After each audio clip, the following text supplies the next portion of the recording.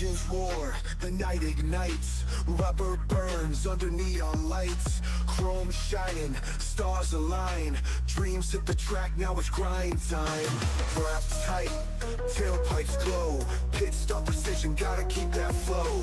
Crowds a jungle, hearts in the choke, lap by lap, adrenaline spoke. Speed kings, chasing that checkered crown.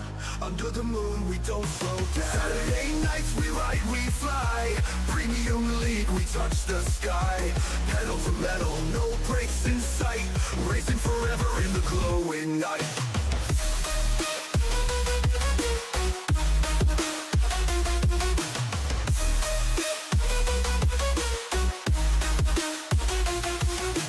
V8 screaming, thunder on wheels, heat from the asphalt, raw and real. Tracks a snake, it twists and winds, grip the wheel, leave fear behind. Spotlights dance, tires squeal, victory's close, you can almost feel. Pulse is wild, the finish looms, the checkered flag, it seals the room.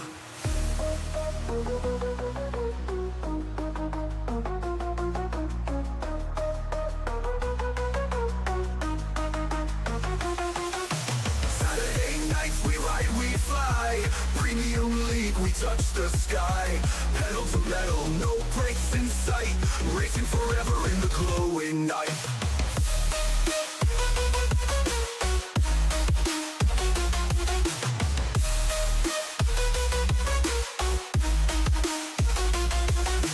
V8 screaming, thunder on wheels, heat from the asphalt, raw and real. Tracks a snake, it twists and winds, grip the wheel, leave fear behind. Spotlights dance, tires squeal, victory's close, you can almost feel.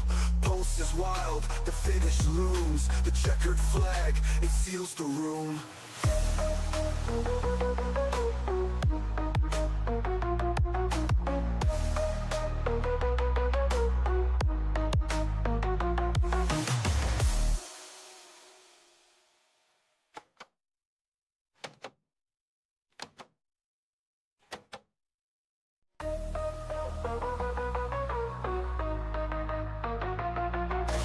Engines roar, the night ignites, rubber burns under neon lights, chrome shining, stars align, dreams hit the track, now it's grind time. Wrapped tight, tailpipes glow, pit stop precision, gotta keep that flow. Crowds a jungle, hearts in the choke, lap by lap, adrenaline spoke. Speed kings, chasing that checkered crown. Under the moon, we don't slow down. Saturday nights, we ride, we fly. Premium league, we touch the sky.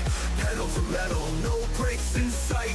Racing forever in the glowing night.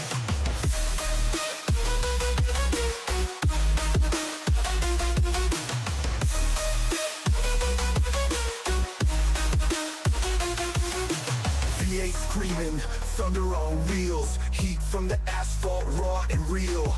Tracks a snake, it twists and winds, grip the wheel, leave fear behind. Spotlights dance, tires squeal, victory's close, you can almost feel.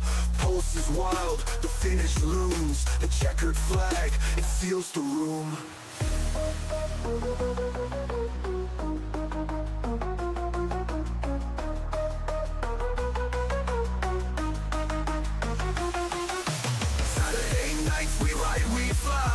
Premium league, we touch the sky. Pedal to metal, no brakes in sight. Racing forever in the glowing night.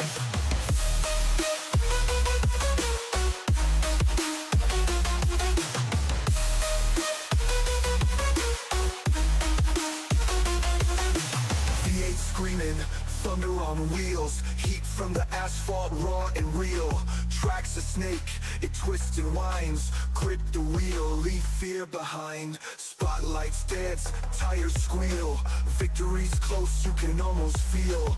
Pulse is wild, the finish looms, the checkered flag, it seals the room.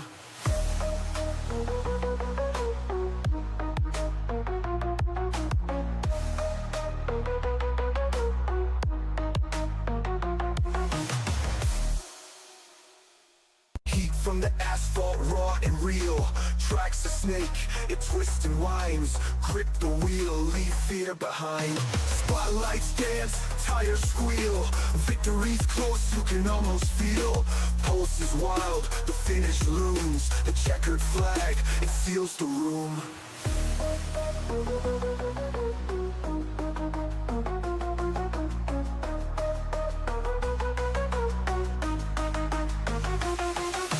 Saturday nights we ride, we fly.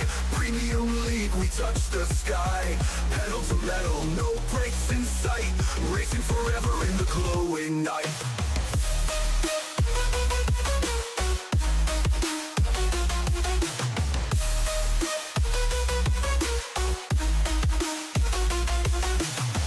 Screaming, thunder on wheels. Heat from the asphalt, raw and real. Track's a snake, it twists and winds. Grip the wheel, leave fear behind. Spotlights dance, tires squeal.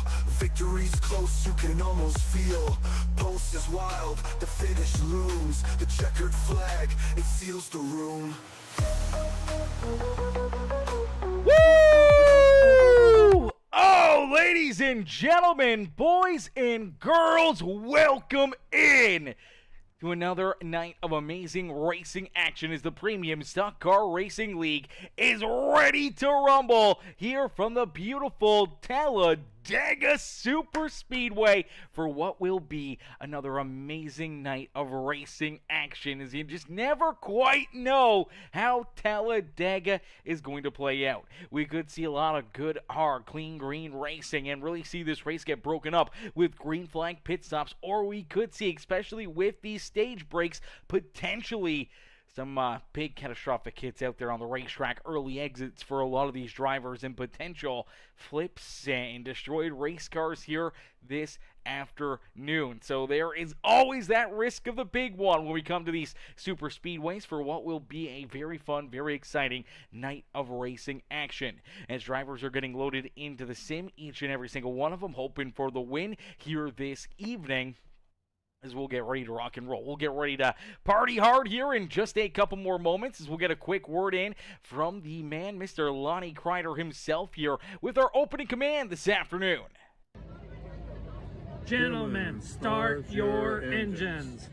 Alrighty, there we go. Let's go racing, fellas, as they're lined up on the front straightaway, ready to get after it, ready to go to battle for 88 laps of racing action here this evening. As qualifying has come to a close for each and every one of these drivers, it is time to go here, man. 88 laps to duke it out, and starting on the pole here. Now, qualifying isn't a huge benefit when it comes to Talladega.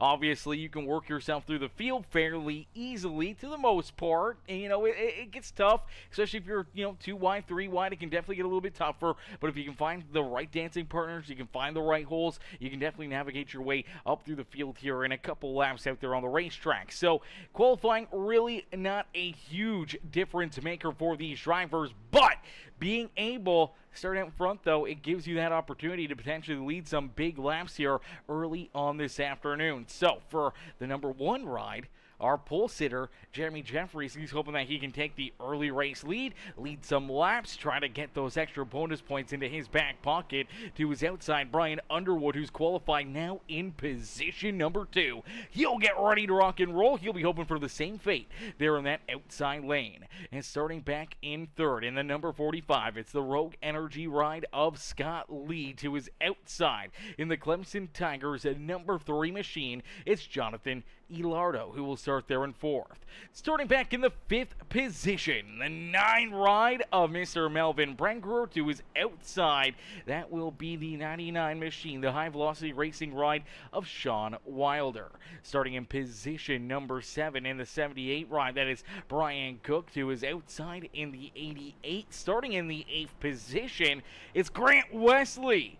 There is the in the 888 position right now, 8th starting spot in the 88 ride. It's all 8s there for Grant Wesley's. He'll start just inside our top 10. Starting back in the 9th position, the 09 ride. It's the Blue Bulls machine of Wesley Burke. To his outside will be that 16 of Brad Neer. Then you do see the 33, that beautiful Premium Stock Car Racing League ride. The Pony Express machine of Jordan Crider will start there in 11th. He'll have the 4 ride of Isaiah Adams to his outside. Brandon Holder, the 76 of Farrell Robbins, Jonathan Gaston, Sean Merriman, Jack Fletcher, Robert Wolf, Danny White, Nathan Brookover, William George in the Great Lakes Sim number 50 ride, starting back there in the 19th position. And then he will have Brookover there, Sleitler, Abram Ghostin, John Sheen bringing up the rear of the field. Here is unfortunately Josh Crider and David Forch not out there on the racetrack to start this race. I do believe for Crider, he unfortunately does not get to start this race. Unfortunately, he is parked for the week, but he's loaded in. He's here for, putting together, a good show, trying to make things, under control for these drivers, as we do see a caution flag right out of the get-go here. Looked like mid-pack, a little bit of a stack-up as we went to the front of the pack. We should have been watching the middle, and unfortunately, it's the 14 ride, that Home Depot rigid machine of Jack Fletcher, our other fellow Canadian out there on the racetrack, the other Canuck here.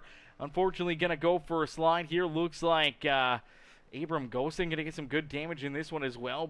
Brookover, Gaston potentially in there. Let's take a look at it. So it does start just in front of the 14, but kind of with the 14. So a big jump, big launch right here, and you can take a look. I don't know if the 72 just kind of misses a shift. Nonetheless, the 14 gets a big run, tries to go to the middle here.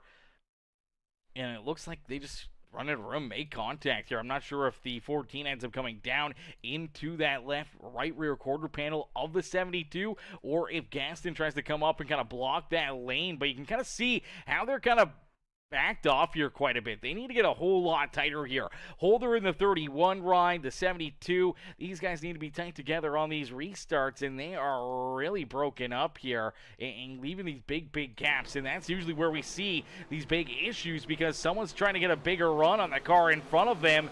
And sometimes they just run out of room and run over top of one another, and looks like maybe that's kind of what happens right here. It's in there. A tough break here for a bunch of these drivers, man. Sleitler, heavy damage. The 13 ride, unfortunately, he's going to get into it. That is Robert Wolf in that Gorilla Garage Doors ride here. He's kind of got nowhere to go, as he's kind of the first one that runs into these two as they get tangled together down that bottom lane. They both wash up the racetrack. 72 comes right down into his lap right there. Hard contact into the 72, into the outside fence. You see the 15 get into the 14. Brookover gets tied up in it. Tons of contact, tons of issues here. Even the 22 of Abram Ghostin's going to get some contact into that as he's in the back bumper of the 15 ride. And then he's got to get checked up as here comes that number 72 to slide back up the racetrack right into him there as the Autism Awareness Live Big number 72 ride. Obviously running into some early issues here. Same with Ghostin and all those other drivers. So not even down into corner number 1. And unfortunately, already some craziness here in this one. Not even making it to the first turn here this evening. And now we can already see some pit strategy here. Some drivers already elected to come down pit side. Looks like our race leader, Jeremy Jeffries, is going to stay out. So isn't Scott Lee. Wesley Burke, he'll stay out. He'll take that track position. Looks like Sean Merriman, he's also going to stay out. He'll take that track position. But everybody else comes down pit side. So Brian Underwood, our second place driver, he hits pit lane. So does Brad Neer, Holder, Elardo. All these drivers come down pit road here on what is lap number 2. Getting some fuel, getting some work done, maybe some changes to their race cars, and trying to get themselves set up here a little bit better later in this run. And that could be a huge, fuel strategy play out there on the speedways. Harrison Crosby, what's good, Harrison? Harrison in the chat says, what's up, Peacemaker? Just tuned in, hoping for some good racing. Yes, sir. It should be some really good racing. Should be some great fun here this evening. Obviously, whenever you come to the super speedways, Talladega, Daytona, even the iRacing Super Speedway that we go to, or now the new Echo Park Speedway, the new Atlanta Motor Speedway. I mean, it's just that plate racing. It brings that whole different aspect, that whole different feel to each and every single one of these races, because it's not really, best driver can win this race. A lot of times it's about being in the right place at the right time, avoiding some of the late race chaos, and just being in that good position or that right spot to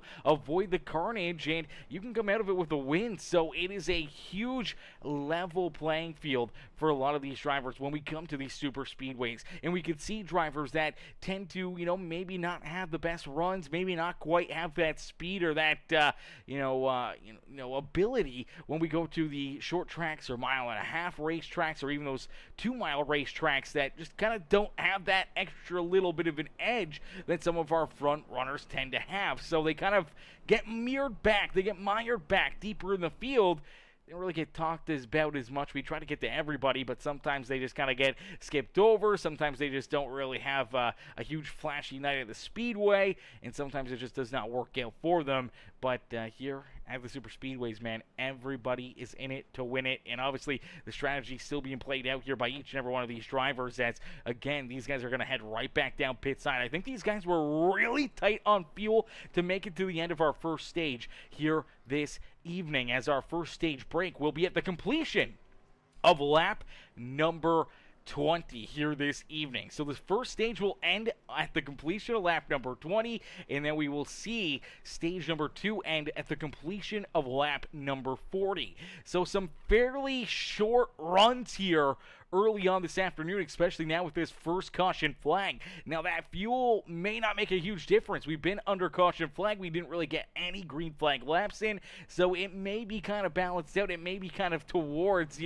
even with our front runners, but if it's an extra gallon, if it's an extra half a gallon, that may be the difference maker between being able to stretch that fuel mileage out that extra lap or two, where you do not have to make that additional green flag pit stop here throughout that first stage, especially if things stay clean and green out there on the speedway until we see the next caution flag and the stage come to a close. If there is another yellow flag midway through this stage, I think we're going to see everyone probably come back down pit road. They're going to make sure that they're good on fuel, and they're not going to leave that up to question. But now it's kind of really flipped the script here for a lot of these drivers. There's a lot of guys that have leapfrogged these cats and had worked their way now up towards the front. Even some of those drivers that were, kind of collected in that caution flag. When you look back here at Jack Fletcher, Fletcher now rolls up 9 positions. He scored in that 8th spot on the speedway, and he was down pit side not too long ago, back on lap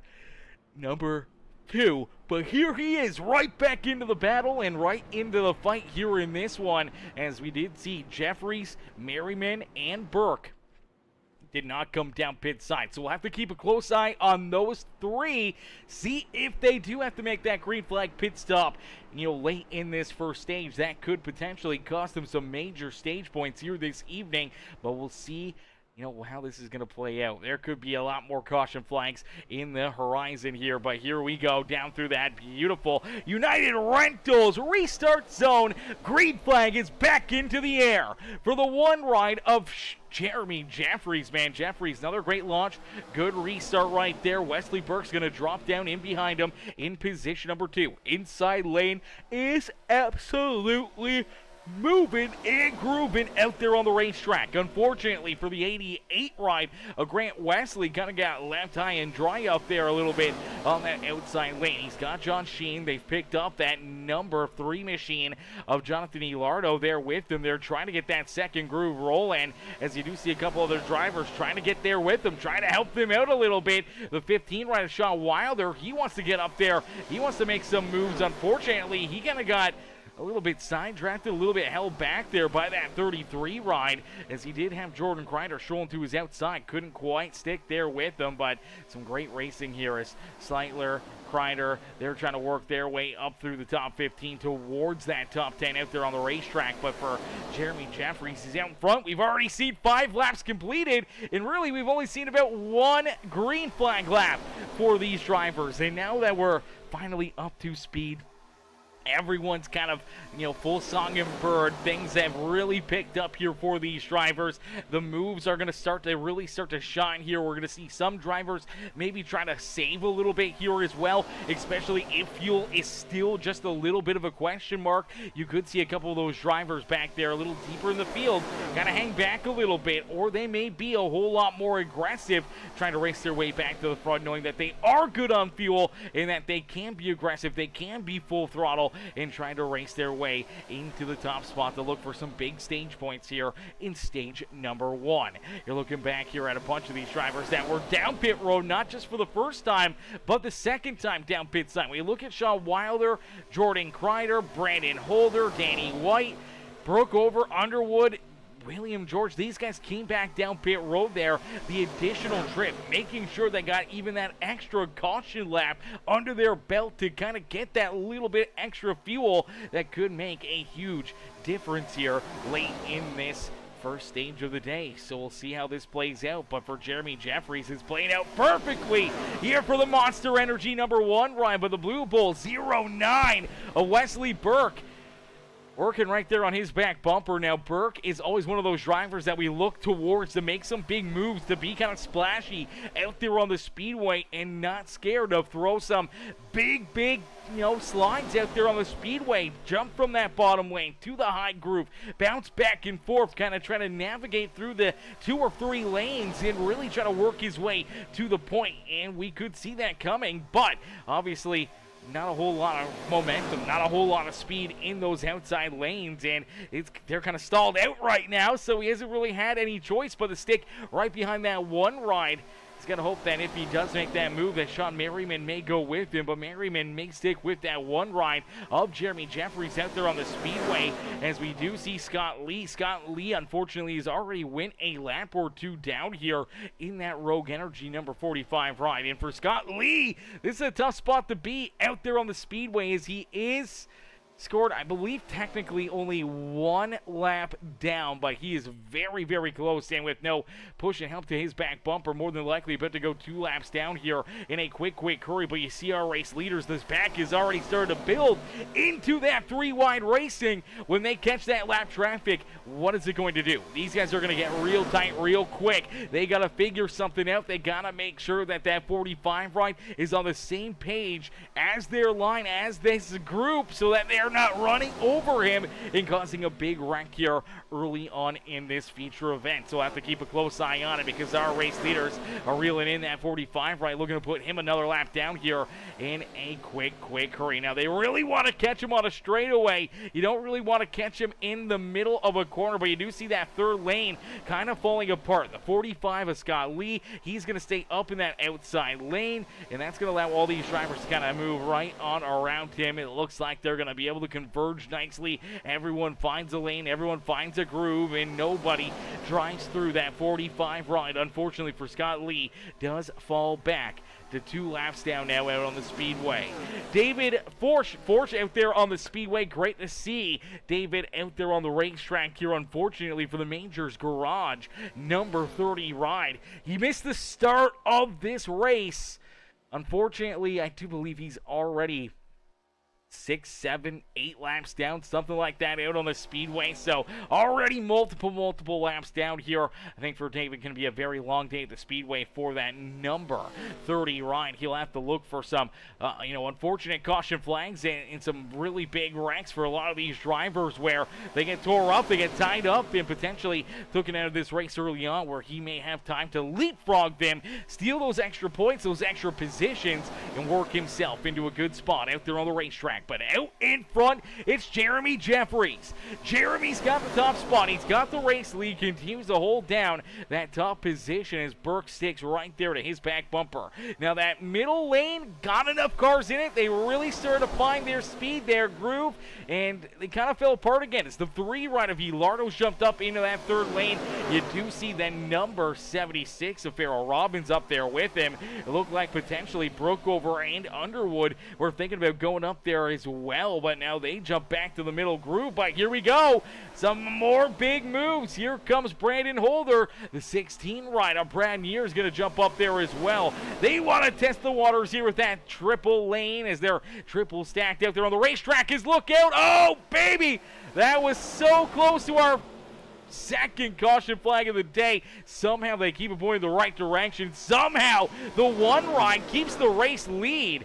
I don't know how in the world that happened, man. Great piece of driving by every one of these cats, because this was really, really close. This was probably going to be a very big wreck out there on the speedway, as the one ride right here get a big bump down through corner number 2, and unfortunately, you just see the 09 all over his back bumper and bumping him down through corner number 2, gets him a little jacked up, a little bit loose, brings them both down onto the apron. You see the one ride just get shoved back up onto the speedway, up the track, hard contact into that 88 ride of Grant Wesley into that third lane. Look at the 14 ride sideways right there, man. I don't know how Jack Fletcher was able to hang on to it. I don't know how that one ride or the 09 were able to hang on to it. All these drivers doing a fantastic job not to just get collected and ran through out there on the speedway, or to go around and potentially cause a parking lot down at corner number 2 right there. Even contact down the backstretch.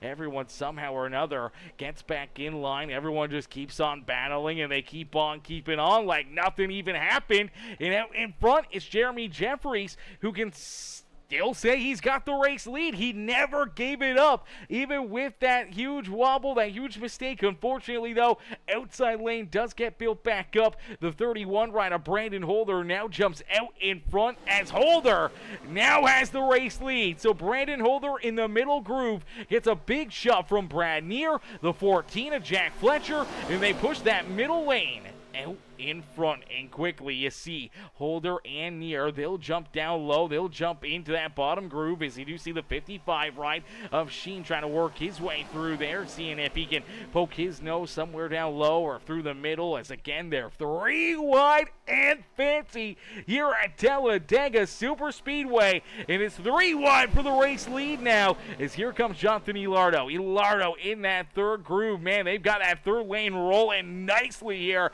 but you do see Jack Fletcher, he'll jump down from that middle lane down to the bottom groove, but that time by the start finish line, it's Jonathan Ilardo who leads lap number 14 here at the Speedway, and we're inching closer and closer to the end of our first stage of the day. Only 6 more laps left to go here in this stage, as Fletcher unfortunately not going to get any help to his back bumper, as Holder and Neer are going to leave him and jump down into that middle groove again here. Unfortunately for the 14 ride, he'll have to wait for this one ride to get to his back bumper, but gets there pretty quickly. And the one ride of Jeremy Jeffries gonna try to push this 14 machine back out in front here, hoping to see if he can try to lead a lap here himself. But Brandon Holder through the middle, looks like he gets a great run on corner exit. He's gonna stay as the top spot, but that outside lane, man, they're just carrying so much speed, so much momentum.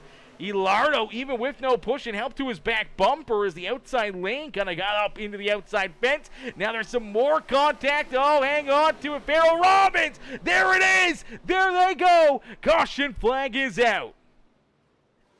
Big wreck here. Huge hit there for Farrell Robbins. Huge hit for the 78 ride of Brian Cook. Did see Sean Wilder get tore up in it. I believe you're going to see the 7 of Brookover. I believe that's the 4 of Isaiah Adams. Also heavy damage here for Adams as well. But, man, heavy smoke just blowing out of that 99 ride. Sean Wilder, man, this car is definitely hurting out there on the speedway. So we'll take a look back and kind of break down what happened here. Is there was a lot going on. There was a ton going on out there on the speedway, and it kind of starts right here entering the tri-oval. Let's take a look here in that outside lane, because it's going to start with the 99 ride here of Sean Wilder. Wilder pushing the 3 ride out in front of the field, but right here, kind of backs out of it, gets a shove from the 7 ride. This really starts to break that third lane down. You can see how far ahead just in the tri-oval that Ilardo was able to get out in front as Wilder, Brookover, the 6th ride here of Underwood really had to get checked up here to try and just keep themselves out of trouble, keep themselves pointing the right direction. So as they're checking up, you can see it looks like already motor issues. That's exactly what it's going to be. All right, so right here, I bet you if we jump on board with Sean Wilder, I wonder if he's just getting too hot in this race car, and unfortunately,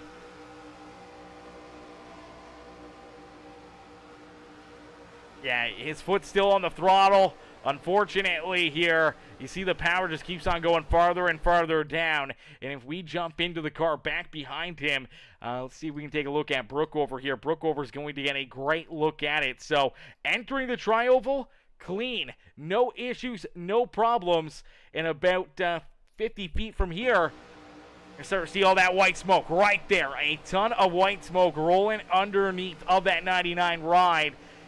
He's losing all that speed, all that momentum. Obviously some motor issues here for the 99 ride. Potentially dropping a cylinder or two there. And then all of a sudden, as that's kind of happening, all these other drivers are trying to figure out where they need to go, what lane they need to be in, and unfortunately, there's some pretty solid contact up here in front of these guys now, as I believe you're going to see Brian Cook in the 76 of Farrell Robbins. The middle lane just kind of get a little stacked up right here, as you're going to see right here.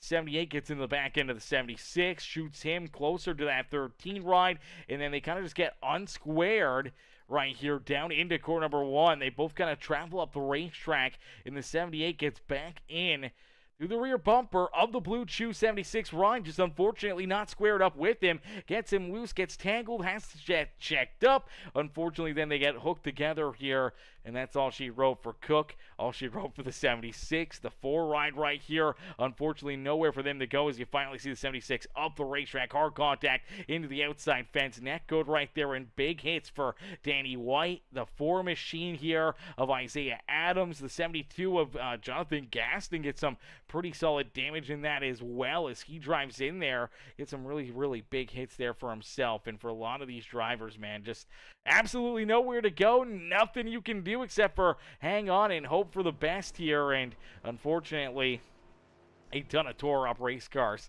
down through corner number 1 here this afternoon. This is another big issue, another big problem here, and obviously when the bumping and the rubbing starts to grow and the intensity starts to build up, these mistakes are going to happen. You just got to hope that you're out of the way, that you don't get collected, and that you can survive here this evening at Talladega Super Speedway. But obviously big hits there for those 3 drivers and a few others that get collected in it, and a huge hit for that number 99 ride, as unfortunately gonna have to use that quick repair up early this afternoon if you're the 99 of Shaw Wilder, as Wilder gonna need to get that thing fixed up and just kind of rolling back in one piece, as that smoke just gonna continue to keep on flying out of it, continue to keep on rolling, and that's just going to make a lot of work there for that crew. But we'll get them all stacked up, racked up, ready to go back to green flag racing, as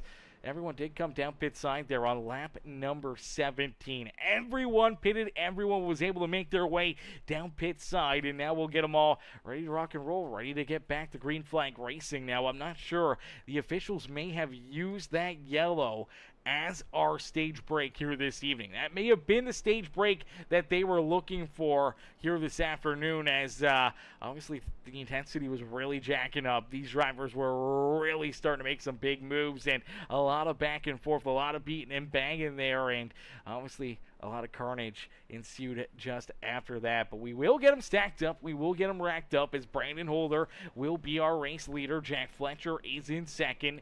Brad Neer, Melvin, Brian Brewer, and Wesley Burke, well, it's actually the 55 of John Sheen, round out our top 5. Burke is there in 6. with the 50 ride of William George, Jordan Crider, Sean Merriman, and Robert Wolf rounding out the top 10 there on the Speedway. Our pole sitter, Jeremy Jeffries, back in 11th with Brian Underwood there in 12th is our front row. Now all of a sudden finds himself outside of the top 10 looking in, and they'll get ready for another big restart here this evening. We're still waiting for a few more drivers to kind of get caught up to them. Some of these cats with some pretty extensive damage, trying to get it repaired, trying to get back into the battle here this evening. Some drivers having to use the quick repairs up early here this afternoon, and unfortunately, if you've already used your quick repair, another big wreck, another huge issue like they may have just ran into, their night could be done here at Talladega Super Speedway. And I believe with it being so close to the end of lap number 20, I do believe they are going to use that as their stage break. So we shouldn't see a one-lap shootout, but I could be wrong. It could still be a one-lap shootout. We'll have to wait and see if the caution flag does fly after a lap of racing action here. Then we will obviously see the caution flag fly and the stage come to an end. If the caution flag does not come out there at the completion of lap number 20, then we will know that they used the last yellow, that last incident being within 5 laps of this stage break, that they're going to keep it clean and green and throw another yellow flag. So we'll have to see how this one gets played out. As nonetheless, it's Brandon Holder out in front, looking for a big restart, a big launch here and down through the tri-oval as they hit that United Rentals restart zone. The 31 of Brandon Holder. Another great launch right there for Holder, man. Holder and Brad Neer have been working very good here this afternoon.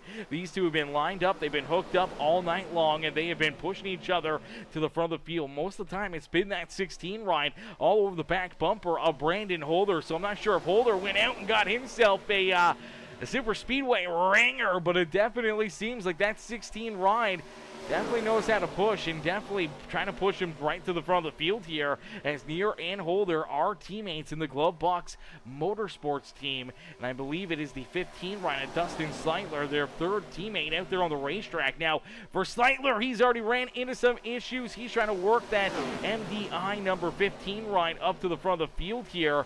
Unfortunately, just trying to keep himself in it, trying to keep himself out of all the chaos out there on the racetrack, as Jack Fletcher does jump out in front. Big push from Melvin Brangruer and back down and across the start-finish line there, completing lap number 20. So if that is called our stage break right there, then Jack Fletcher would win that stage, but I believe they're going to call it early. And now you see these guys. I mean, where are we seeing this tandem racing, man? This tandem racing, is it back? Is this a new thing here again? What are we back in what, 2011, 2012, when we kind of saw this tandem racing really take over with the car of tomorrow? Maybe what was that, 2009, 2008? What was the car of tomorrow and that tandem racing, man? That was a crazy patch there for NASCAR. That was an absolute wild one. That was tech that I don't think they had really thought of there when it came to these plate races, and that tandem racing created some absolutely amazing finishes here at the Super Speedway, some amazing crashes as well. And here tonight, we've seen that a couple times where those two cars just team together and right on top of one another in a great car, a great pusher, you know, in behind another driver that can really handle the pushes and that drive, and the run from behind can really just work their way right out in front. We just saw the 9 ride of Brangruer pushing the 14 of Jack Fletcher out in front. We saw off the restart, and obviously they're coming back again. Brad Neer and Brandon Holder being able to do it again out there on the speedway. So it seems like if you can get paired up with somebody that you trust, somebody that you feel comfortable with here, you know, it can only take a lap or two, and you can work yourself from the back of the pack to the front of the field here in a quick hurry, and potentially that may be that white flag lap move. That may be that final lap or two, what you need to do to put yourself up and into the winner's circle. But for Brandon Holder, Brad Neer, they're out in front. Fletcher and Brangruer roll there in 3rd and 4th.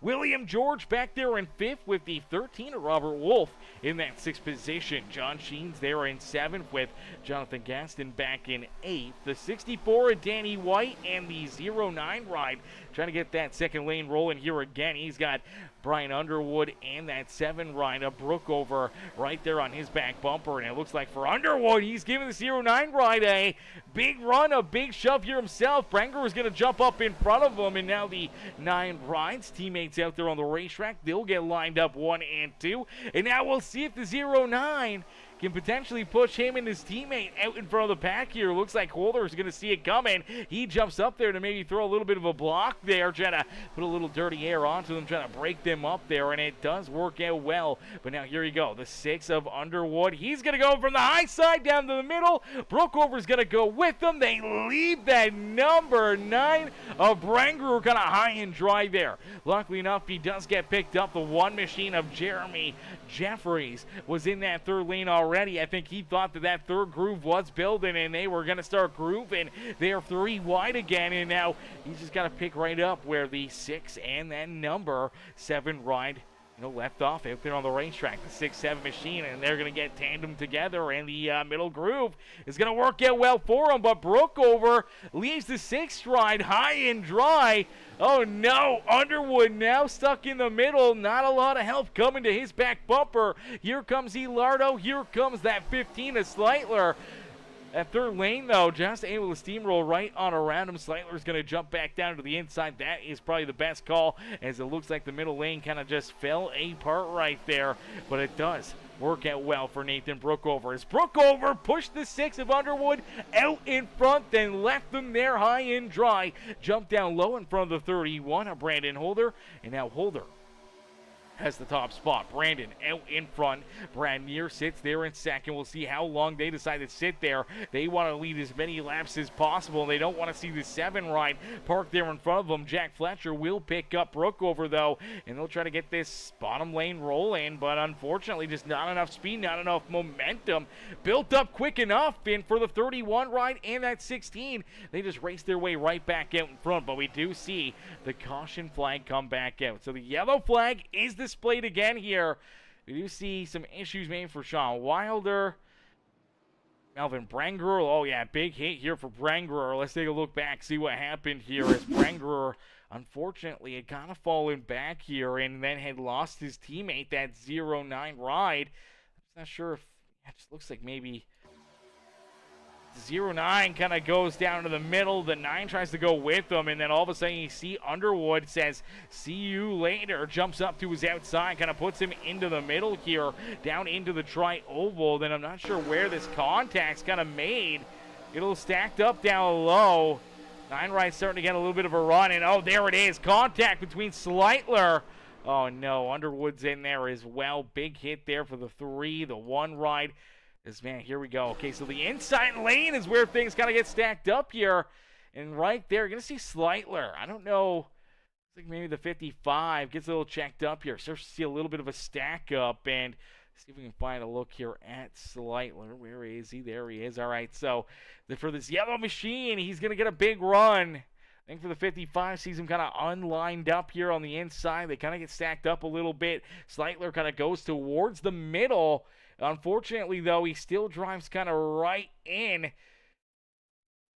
to that right rear of the 55 ride, and it just hooks Sheen right around here. This is definitely not a great look at it, but let's see if we can jump in on the cockpit as the... I don't know. I feel like he must have thought he was clear. He thought he was getting back in line here with the 55, because you see him kind of go to the middle and then just turn to the left right there, and it just ends up hooking. Man, just ends up hooking that number 55 right around, and from that point on, it's on like Donkey Kong. All these drivers just kind of sitting in no man's land in that middle groove and outside lane as Underwood's going to get hooked. Elardo gets smashed into. He gets up the racetrack. Hard contact with him and Jeffries into the outside fence. Branger slams into the 99. Jordan Crider into the back end of the 3 machine. And then you see, obviously, Underwood and Branger both washing down the racetrack here. And I believe for Branger and Underwood both make some huge contact into that infield fence right there. Man, that was a big hit for both drivers. Man, I do not think they expected that one. I don't think they were open for that out there on the racetrack, but that's how quickly the cookie crumbles here at Talladega Super Speedway, and unfortunately for both the 6 and 9 ride out there on the speedway tore up, and heavy damage here. We'll see if they get to continue on this afternoon, if they got a quick repair left in their back pocket. And it looks like for Brengerer, he does have that quick repair, so he will be able to stick with it here this evening. Other drivers may not be so lucky. Scott Lee, he'll say thank you very much. He'll at least get another lucky dog. And now I do believe this may put Scott Lee back on the lead lap, so that's a great break there for Scott Lee. Now Brian Cook, unfortunately, does find himself, I believe, a lap down out there on the racetrack. So Cook will now be the first driver 1 lap down. David, unfortunately, still multiple laps down back there. I believe he is 10 laps down. Unfortunately, missed the start of this race. Didn't get out there for about 10 laps, and he was playing catch-up all night long. For Josh Crider, unfortunately, he has been suspended for this race, so he won't be out there. He is loaded in, and he's got admin control or whatever to kind of try to make the calls, make the decisions, throw the yellow flags when need be here this afternoon. And he's just up there chilling with the boys and making sure that they call a good race here this evening. But for everyone else, man, I mean, that's 25 drivers that started this feature event now, and that means for 25 cars, we'll have to wait and see how many are left at the end of the night, because I got a sneaky suspicion there may not be 25 cars that finish this feature event, Chad, as Jonathan Gaston out in front. That Autism Awareness Live Big number 72 ride. Beautiful looking paint scheme here for a beautiful cause on board that 72 ride. And the Gastons Graphics machine looking fresh again here this evening, as he is now our race leader here at Talladega Super Speedway. Danny White is there in second, so it's a pair of old dogs racing rides here at the front of the field. Teammates out in front with Brengerer and Holder. They're in position number 3 and 4, as I believe Brengerer may get shuffled to the back here. He was a part of that yellow flag. He was down pit side on lap 26, where everyone else came down pit side on lap 27.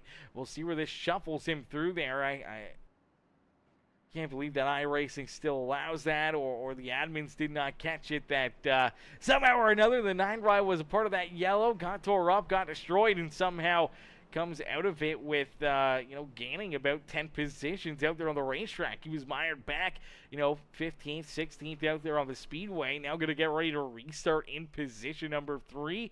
That's absolutely wild work, but I guess it's just all down to the timing of coming down pit side here. And for Holder, he'll have to restart back there in 4th with 16 ride. Brad Neer back there in 5th. Brookover's there in 6th. And we do see Wesley Burke, Jack Fletcher, William George, and that Great Lakes Sims Charity Cup Series in number 50 ride in that 9th position. And Robert Wolf in position number 10 here on the speedway. John Merriman, Sean Wilder, Farrell Robbins, Jordan Crider, Brian Underwood, our top 15, with John Sheen, 45 ride of Scott Lee, Dustin Sleitler, Isaiah Adams, Abram Ghostin, Grant Wesley, Jonathan Elardo, the 78 ride of Brian Cook, our top 23, as Jeremy Jeffries now down pit side. And now for Jeffries, this is a driver that's been collected in a couple big issues out there on the speedway, and I believe for our pole sitter, the number 1 ride, unfortunately getting mired back deeper in the field, getting collected in a couple of those big wrecks. Looks like he may be parked down pit side here for the rest of this race, as he's going to have a lot of work to do. The crew is going ham here at it, trying to get it back out there on the speedway. Unfortunately, he's already lost a couple laps out there on the racetrack. He's about to lose another one as we get ready to go back to green flag racing. He's still parked down pit side, as here we go. Green flag back out into the air as we head down through that restart zone. And for Gaston, good launch, good drive right there, and quickly able to kind of open up a bit of a gap there for his teammate. That's 64 Danny White. White gets down low. Justin behind that number 72, but he doesn't stay there for long. Okay, well, I figure we'd see Danny White stick there with that 72 of Jonathan Gaston, but apparently just all that speed momentum came up a whole lot quicker than Gaston was expecting, and Danny White says, hold my beer, I'm going to the front. I want to lead some laps here for the Old Dogs Racing team, and now he's going to throw a big block there on Brad Neer. Neer is not going to be scared to make some moves here, leaves his teammate, and now they're going to split him as Holder's just going to go to the outside. The 16 of Neer is going to jump down to the inside, and once again, we're 3 wide here at the front of the pack, but you do see, oh, big move right there, the 6 ride. Where in the world did Underwood come from? Just shot his way through the middle right there. Contact between him and that 13 ride of Robert Wolf there. 3, 4 wide down through corner number 1 and 2. I don't know how this is going to work out. Things are going to get tight real quick here out of 2. Somehow or another, they're able to keep it pointed the right direction. Still 3, 4 wide out there on the speedway, man. Some great racing here at Talladega Super Speedway, man. Give it up for all these drivers. That is an incredible racing out there on the racetrack as we're midway through our second stage of the day. As out in front, though, it's Holder and Neer. Back to the point here.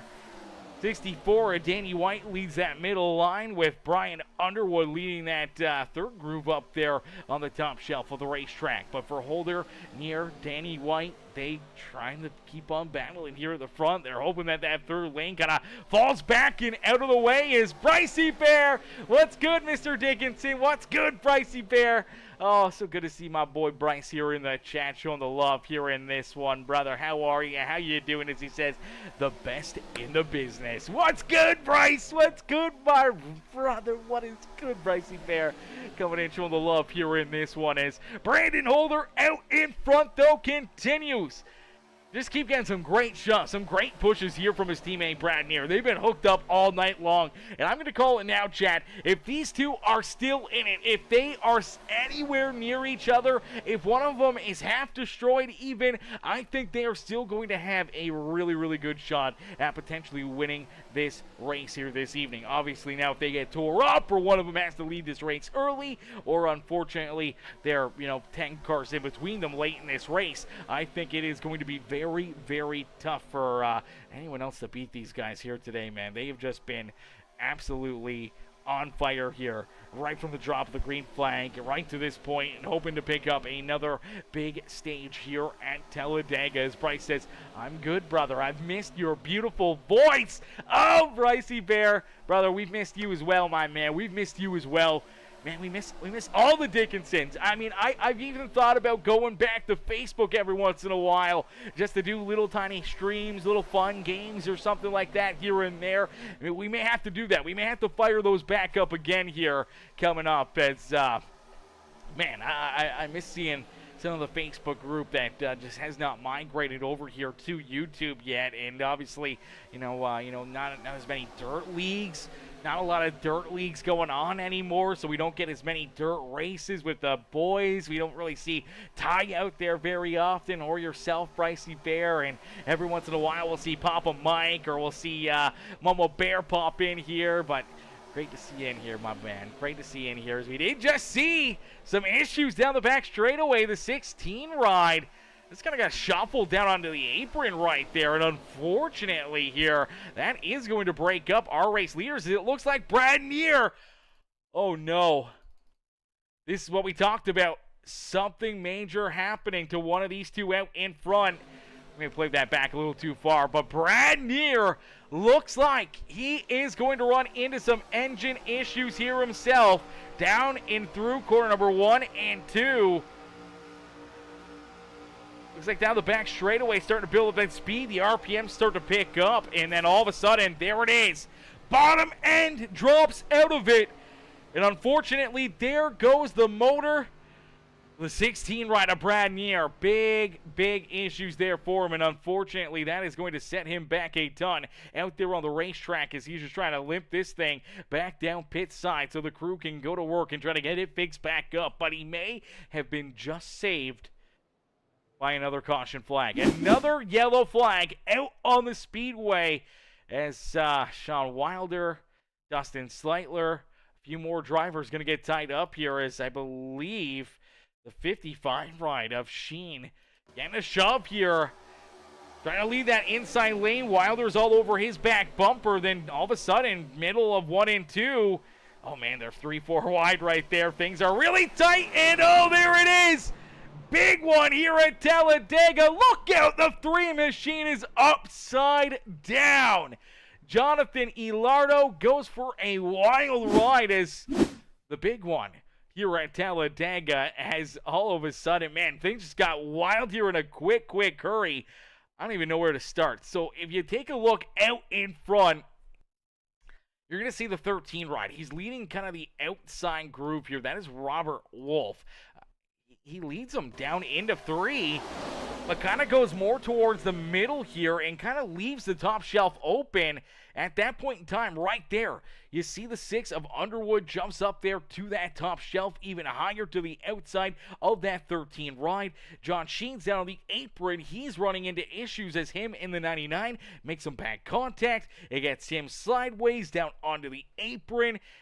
But then it's still not like Donkey Kong. He makes a great save, hangs on to it there. I thought potentially he was going to go back around and wash back up onto the racetrack. Unfortunately, it's the action to the outside as the 13, the 6, they get tied together. They hook Jack Fletcher. Fletcher back up the racetrack into the outside fence.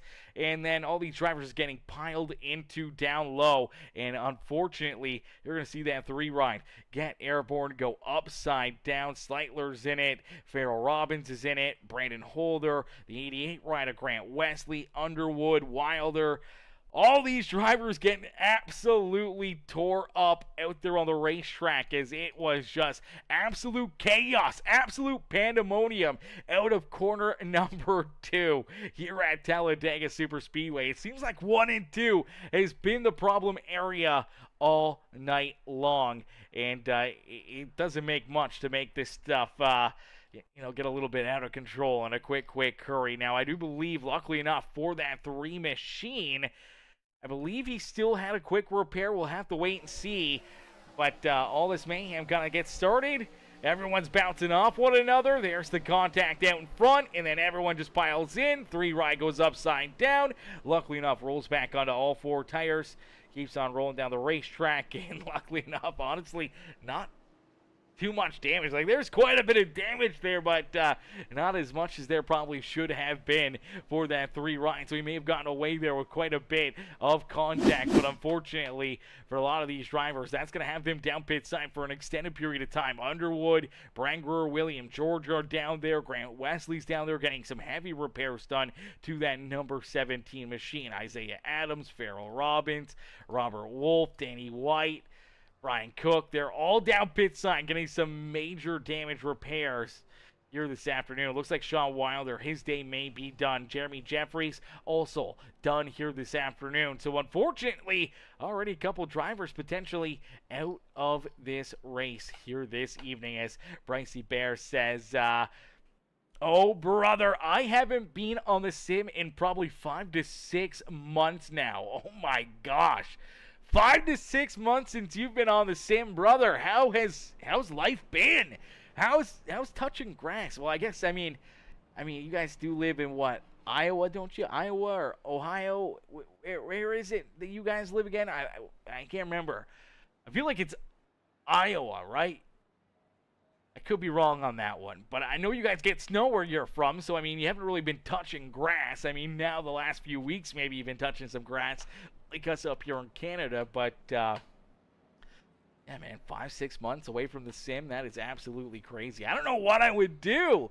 5 or 6 months away from the sim, man, that would be absolutely wild for us. Says Howie Dichter. Howie coming in, becoming a brand new subscriber here on Peacemaker Gaming. Howie, welcome to the Peacemaker family here this evening. Smashing that subscribe button, becoming a brand new member of the Peacemaker family here today. As we'll get them all stacked up, jacked up, ready to rock and roll, ready to get back into racing action. As Harrison says, Bryce, get back in there. Yeah, he definitely needs to get back in here, man. man. He needs to get back in the fun, man. He needs to get back into the action, back into the party here, and just enjoy some more great racing here.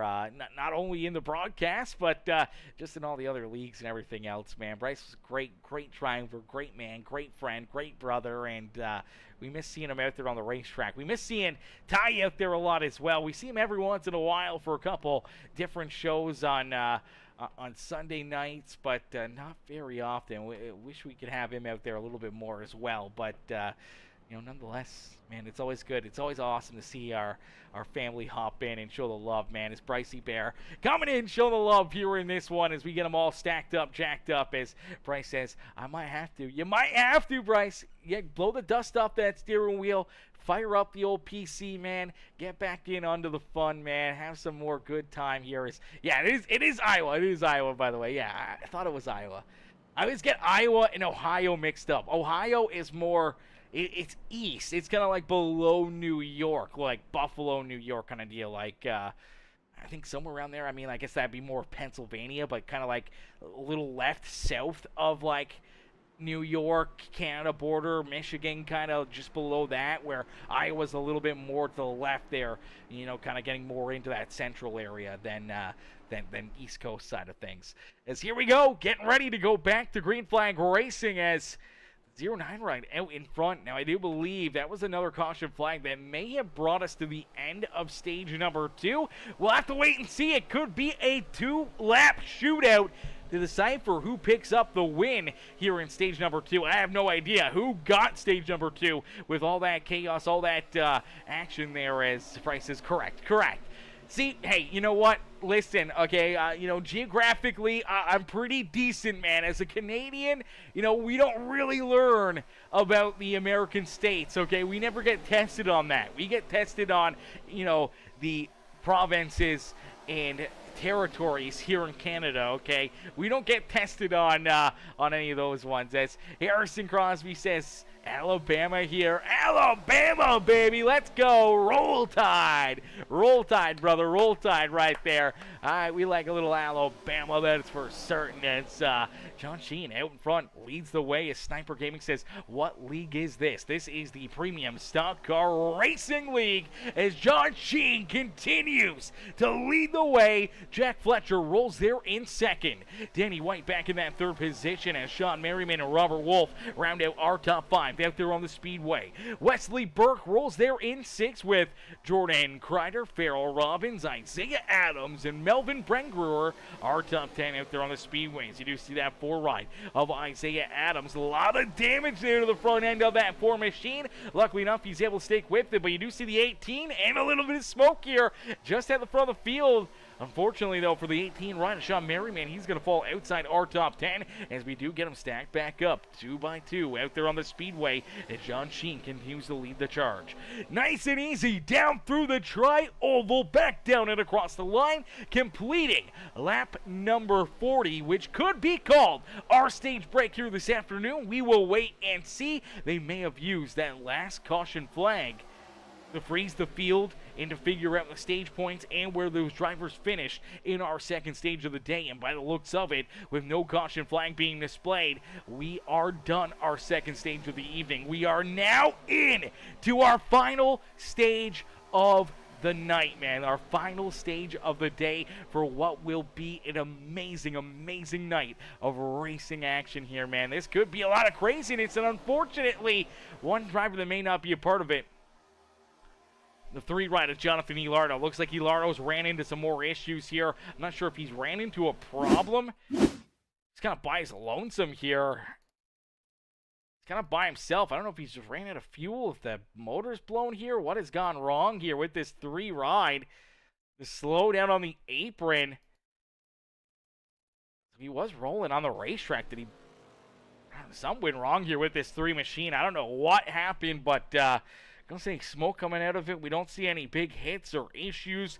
It didn't go around or make any contact there, so obviously something under the hood going astray here for the Clemson Tiger Toyota Camry, and unfortunately that is going to take him down pit side here, and the crew's gonna have to jack it up. They're gonna have to look under that hood and try to figure out what's gone wrong here with that 3 ride of Ilardo, as he's now parked down pit side here. So isn't that beautiful Rumple Mins number 6 machine of Brian Underwood, as he's also down pit side. The crew's still trying to get this car back out onto the racetrack as Wilder and Jeremy Jeffries now down behind pit wall. Looks like Ilardo's going to take it down behind pit wall as well, and potentially out of this race. Is out in front. John Sheen continues to lead the way.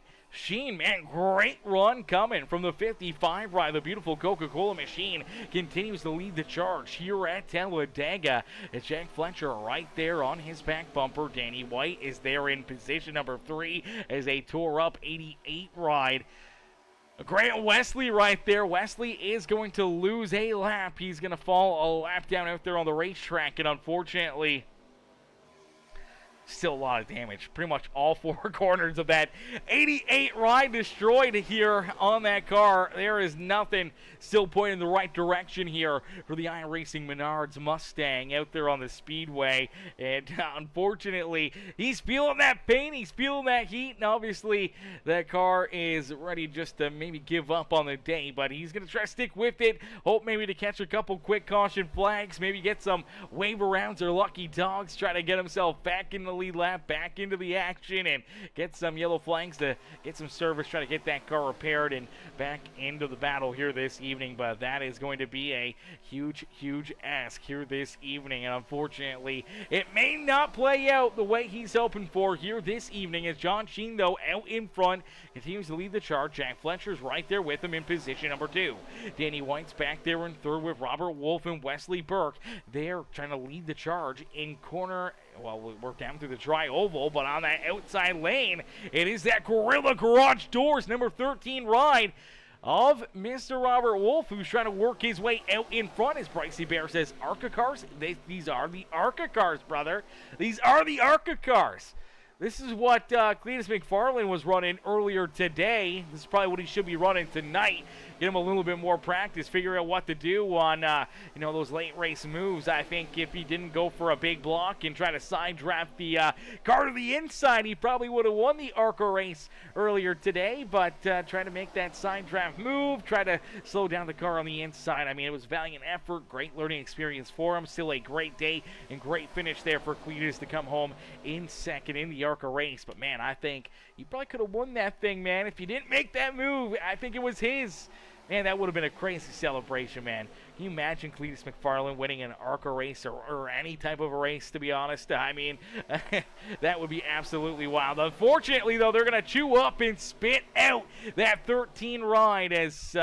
unfortunately there, Robert Wolf going to get shoved into the middle. He'll fall back down through the field, just hanging on now to that 10th position out there on the racetrack, as some of these drivers start to drop like flies out there on the racetrack, as we have lost Jonathan Gaston and Abram Ghostin. They have fallen away from the lead pack here. Dustin Seitler and this second group are trying to stay stuck together right here. They're being led by Brandon Holder. They got William George in there, Brian Cook, Brad Neer, Dustin Seitler. So 3 of the glove box motorsports rides in this group, in this pack right here, just trying to stick together, trying to stay a little bit farther away from some of those leaders here, some of that lead pack, trying to give themselves enough time to maybe get checked up, to kind of roll out of it or get out of the way of the carnage that may ensue in front of them, as they are still battling 2 wide, 3 wide here at the front of the field. These guys are definitely not backing down, as we're just over halfway through our feature event here this evening. So basically just a little over halfway through this feature event. Still a lot of racing action left to go. Still a lot of opportunities to run into issues, to have problems, to try to rebound here. If you're in a bad position, if you're in a tough spot right now, you still got some time that the crew can go to work and try to get you fixed back up and try to get you back into racing condition and into a picture where maybe you can battle for the win still here this evening. Unfortunately, some drivers are maybe running at a time here. For Grant West, Wesley, I mean, he's kind of gotten the draft here a little bit with these guys. It does look like he has came back down pit road. He's got the quick repair, so he has used that quick repair up now. I think he probably should have used that during the caution flag, but obviously he was hoping to just catch another couple quick yellows, try to get this thing fixed up. Obviously did not play out that way for him. He does find himself now 2 laps down, but here in the second group, hanging right here with them. He is in line for the lucky dog. Now all he needs is to hopefully make sure that Jonathan Gaston and Abram Ghostin don't go a lap down out there on the racetrack. They have fallen about 7 seconds away from this second group, and they're about 10 seconds away from our lead group out there on the speedway. So if we stay clean and green for 20-30 laps, especially with green flag pit stops, unfortunately that could put a lot more drivers a lap down out there on the speedway, and that could unfortunately take the lucky dogs away from the 88 ride of Grant Wesley here this evening. Unfortunately for David Forch unfortunately missed the start of this race. The carbon ride, trying to help his teammate out. Obviously, you've seen that damage that's on the nose of this number 4 machine as Isaiah Adams continues to try to battle even with that missing front bumper and the damage to the front end of that 4 ride. And now with his teammate, who unfortunately missed the start of this race, still 10 laps down out there on the speedway. Sticking with him, though, trying to help him out, trying to put him into a good spot late in this race. Now for Jonathan Elardo, Brian Underwood. Actually, looks like Underwood is rolling back out there on the racetrack. Now for Underwood, he also finds himself about 11, 12 laps down. But for Elardo, Sean Wilder, Jeremy Jeffries, their nights are done. They have taken their cars back down behind pit wall and out of this race. Josh Crider is the admin here of this race, as unfortunately he was suspended due to last week's incident. So for the 5 ride, he's not able to run this race, so he's not going to jump out there, but he's going to make the calls up in the booth to hand out penalties or to throw caution flags, give drivers wave arounds, lucky dogs, or anything else that he needs to do admin-wise here this afternoon. Instead of from inside the car, he'll do it from up in the admin booth here this evening. But out in front, Burke, Brenger, they now lead the charge here. And for each and every one of these drivers, some of these guys still with some good damage. Some of them still just trying to hang on. And obviously trying to click off the laps here as they just completed lap number 50. So 50 laps down, still 38 laps left to go here in this race. Still a lot of laps, a lot of time to try to navigate your way to the front of the field. If they stay clean and green here, there is the perspective and the possibility of green flag pit stops just around the corner for each and every one of these drivers. So that being said, those green flag pit stops can really break up this field, can really make this race get busted open here, and we can see, you know, a couple good sized packs get broken up to a bunch of really small packs out there on the racetrack, where you see these 2 or 3 car tandems out there, and everyone's just trying to stick with it, trying to find other dancing partners and try to find that extra little bit of speed to make up that 3-4 seconds that they may be back and behind some of these other drivers out there. So you want to be a part of that lead group. You want to make sure that you get down pit road nicely with your teammates and with some fellow friends out there on the racetrack. Leave pit road together, stay tight together, and just build that draft up as quickly as possible when you get back out onto the speedway. Now, we tend to see that not happen, and things really get wide open here at Talladega or any of our super speedways, so we'll have to wait and see if that is the case here this evening. It's nice and easy down into corner number 3 and out of corner number 4, back down across the line. They will complete lap number 52 here this evening. So 52 laps down here in this race, and we're clicking them off in a quick hurry here this evening. And now for these drivers, we went back to green flag racing, I believe, on lap number 38. So lap 38, we went back to the green flag here. We're now on the lap number 53, so that's about a 15-lap run here for these drivers, give or take, you know, a lap or something there. But obviously, you know, 15 laps into this run, I'm expecting probably 2 or 3 more laps. We're going to start to see these drivers head back down pit side here. I believe they're probably going to be able to run about that 18 lap area, maybe 19 laps if they're saving, or they can kind of stretch it out a little bit. We did have a few drivers make their way back down pit side on lap number 37, but here we go. It is time. They are coming.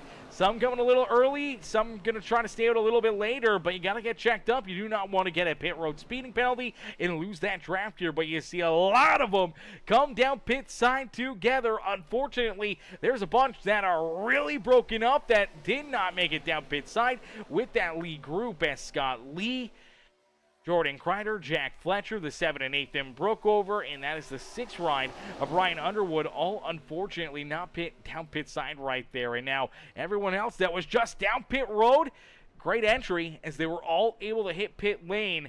No black flags as of yet. Everyone's clean. Everyone's good down pit road. Now as they start to roll back out, you want to just make sure that you're tight together here as quickly as possible. You look at Brandon Holder and Brad Neer, teammates here. They are virtually already touching nose, front nose cone to back bumper out there on the racetrack, and that's exactly what you want here. And I think for this lead group, that was the game plan, that was the strategy, just to try to come out and create one big line as quick as possible, trying to get everyone stacked up together here again and kind of create their own front pack here this afternoon. Now, unfortunately, a few of these drivers may have fallen too far back. William George should be able to hang on to the draft here off the back bumper of that 18 ride of Sean Merriman, but as you look a little farther back, Brian Cook, unfortunately, he's going to lose the draft to those guys. He's going to have to fall back. He's going to have to get picked up here by the 76 of Farrell Robbins, that 13 of Robert Wolf, and Dustin Seitler here as quickly as possible, and hope that they can try to use that 4-car tandem to try to work their way back up into that group. As you do see, Jonathan Gaston, he was just down pit side, so was an Abram Ghostin, and now we will see a few of these other drivers that are still out here start to leak their way back out onto the racetrack. Here comes Jack Fletcher, Scott Lee, Wesley Burke. These guys are trying to roll back out on the speedway. That first group, though, had a few drivers that were able to get down pit side and off of pit road in a quick hurry, and that is the 09 of Wesley Burke, John Sheehan, and the 9 ride of Melvin Brenger. Now, if you're Jack Fletcher, you're the 45 of Scott Lee, or that 33 of Jordan Crider, you want to make sure you get that draft off their back bumper as quickly as possible, and you got to hope that you can kind of keep a little bit of a gap between yourself and this 31 of Brandon Holder. Kind of separate yourself from this second group out there on the speedway. But now you kind of see how these two groups have been kind of formed out there on the racetrack.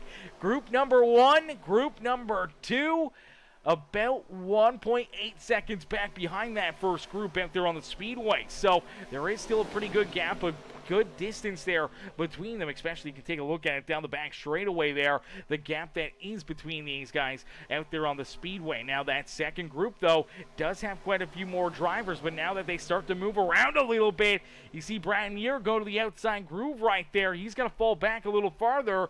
That kind of slows them down ever so slightly. That may slow them down enough to where they can stretch out, an extra 1/10 of a second between that first group to that second group. And unfortunately, take a look way back there. There is that third group out on the speedway. The number 78 of Brian Cook, Farrell Robbins, Robert Wolf, and Dustin Seitler. They are way back there. 4-car group, 6 seconds back of that second group, almost 9 seconds back of that lead group.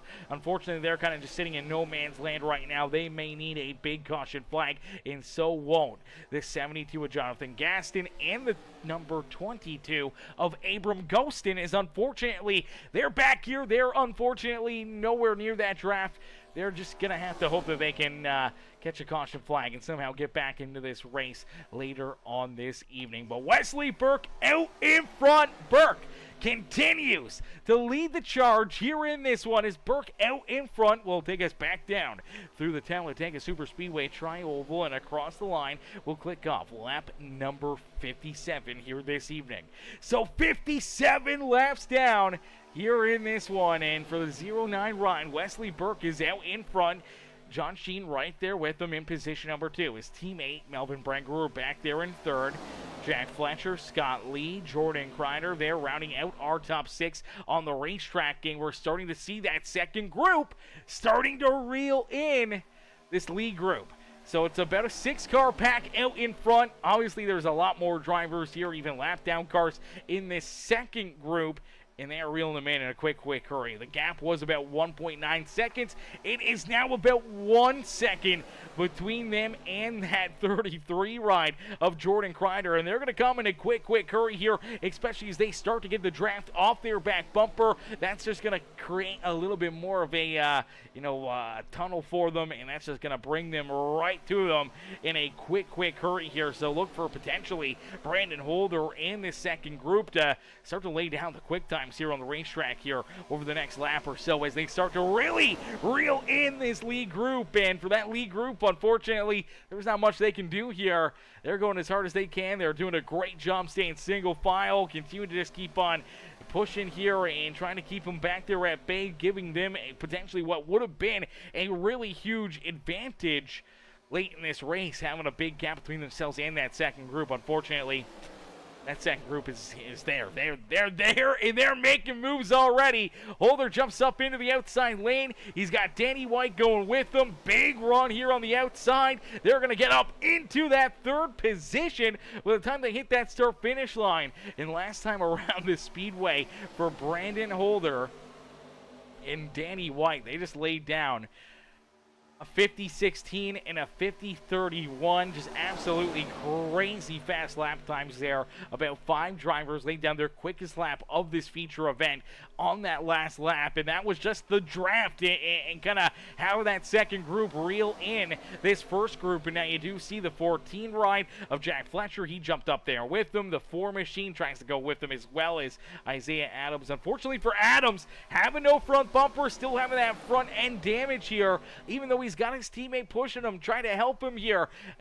He's kind of more of a sitting duck out there on the racetrack as kind of a parachute there for that 4 ride. But you do see Danny White and the 31, they both wash back up the racetrack. Jack Fletcher down low, he'll push his way out in front, and now he leads the charge here as Holder's going to continue to fall back. As across the line, they just completed lap number 60. So 60 laps down, 28 laps left to go here from Talladega Super Speedway. Still a ton of great racing, still a lot of amazing action left to be had here at Talladega here this afternoon, as it's Dega, baby. And for each and every one of these drivers, it's going to be a great show here tonight, man. It's going to be a crazy finish, but quick, we're going to jump into a piece of Maker Gaming Crank It Up. So ladies and gentlemen, boys and girls, what we want you to do right now is crank up that volume, cheer on your favorite drivers as we crank it up here on Peacemaker Gaming.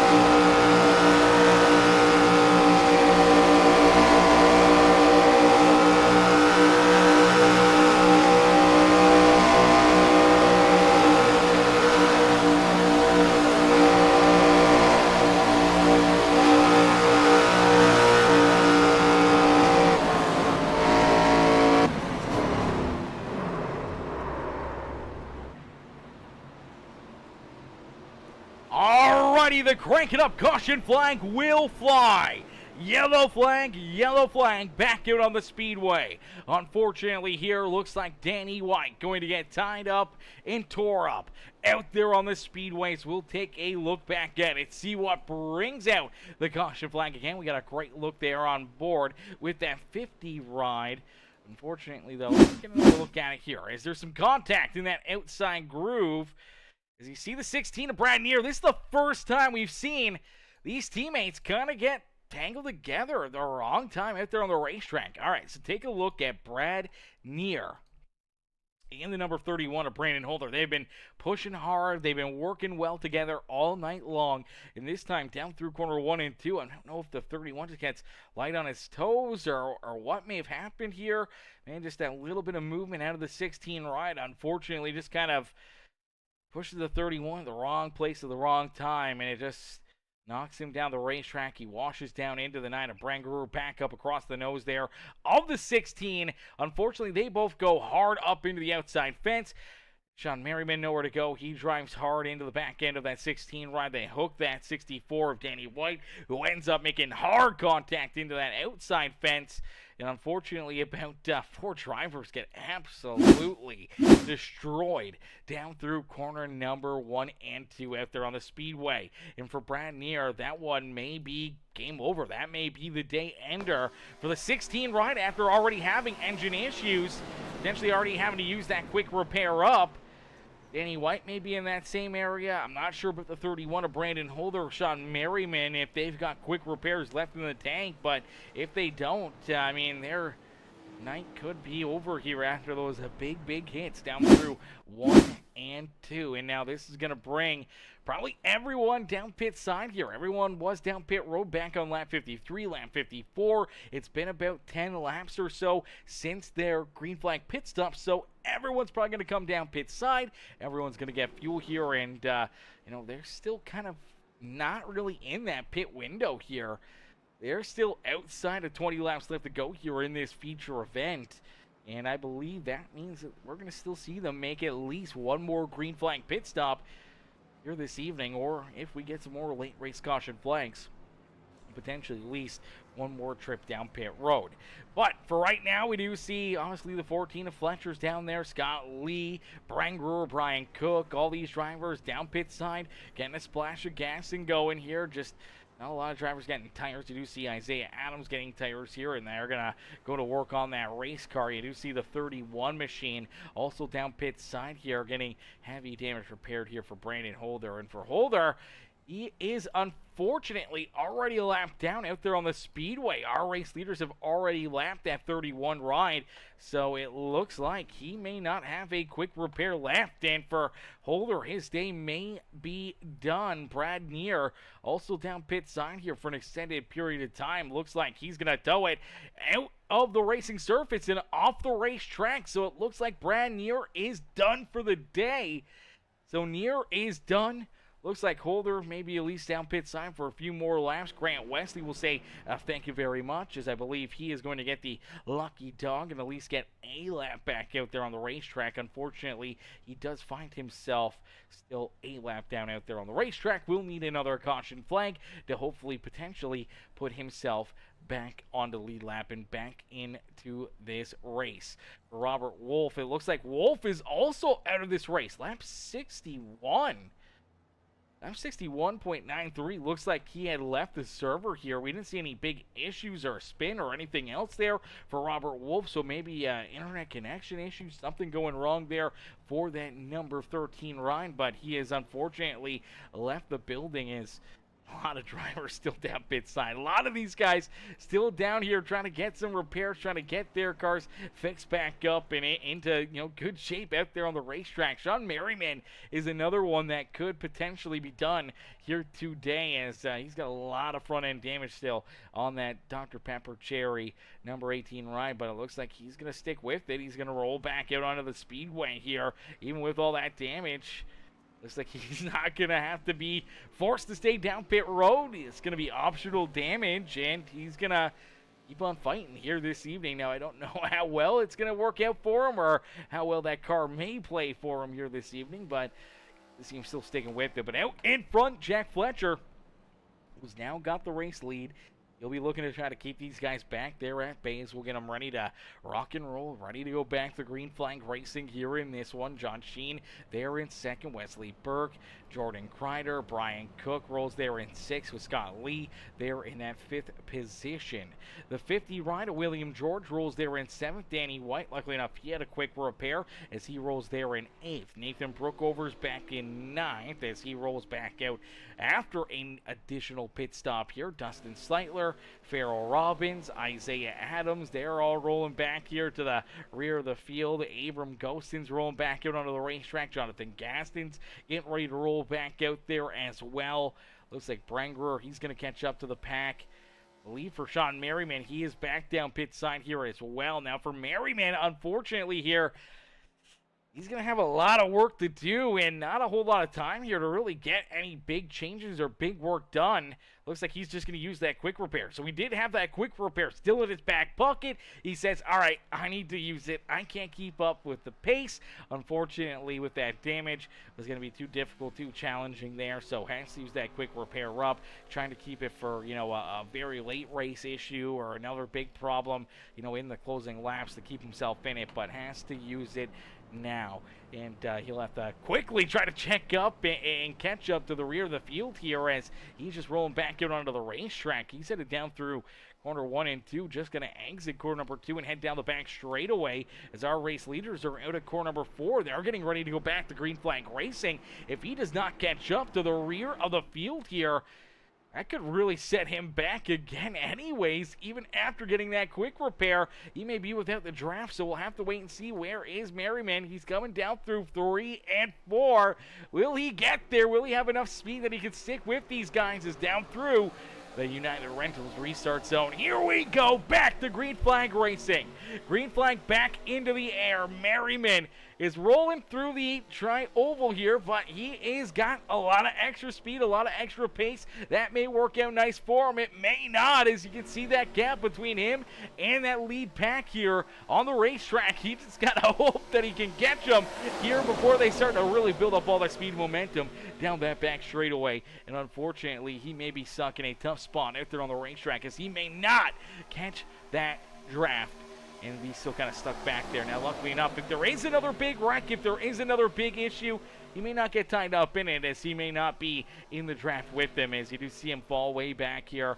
Grant Wesley, he's going to fall to the rear of the field as well. He had been able to get that lucky dog. Still 1 lap down, so he wants to keep himself out of the carnage here to try to keep himself in this race, try to get himself back on the lead lap and into the fun again here this evening. But out in front, leading lap number 68, it's the 55 rider, John Sheen. Sheen leads lap 68 here this evening. We see 20 laps left to go here in this one as we're going to jump back into our Peacemaker Gaming Crank It Up. So ladies and gentlemen, boys and girls, once again, crank up that volume and cheer on your favorite drivers here this evening as we crank it up here on Peacemaker Gaming.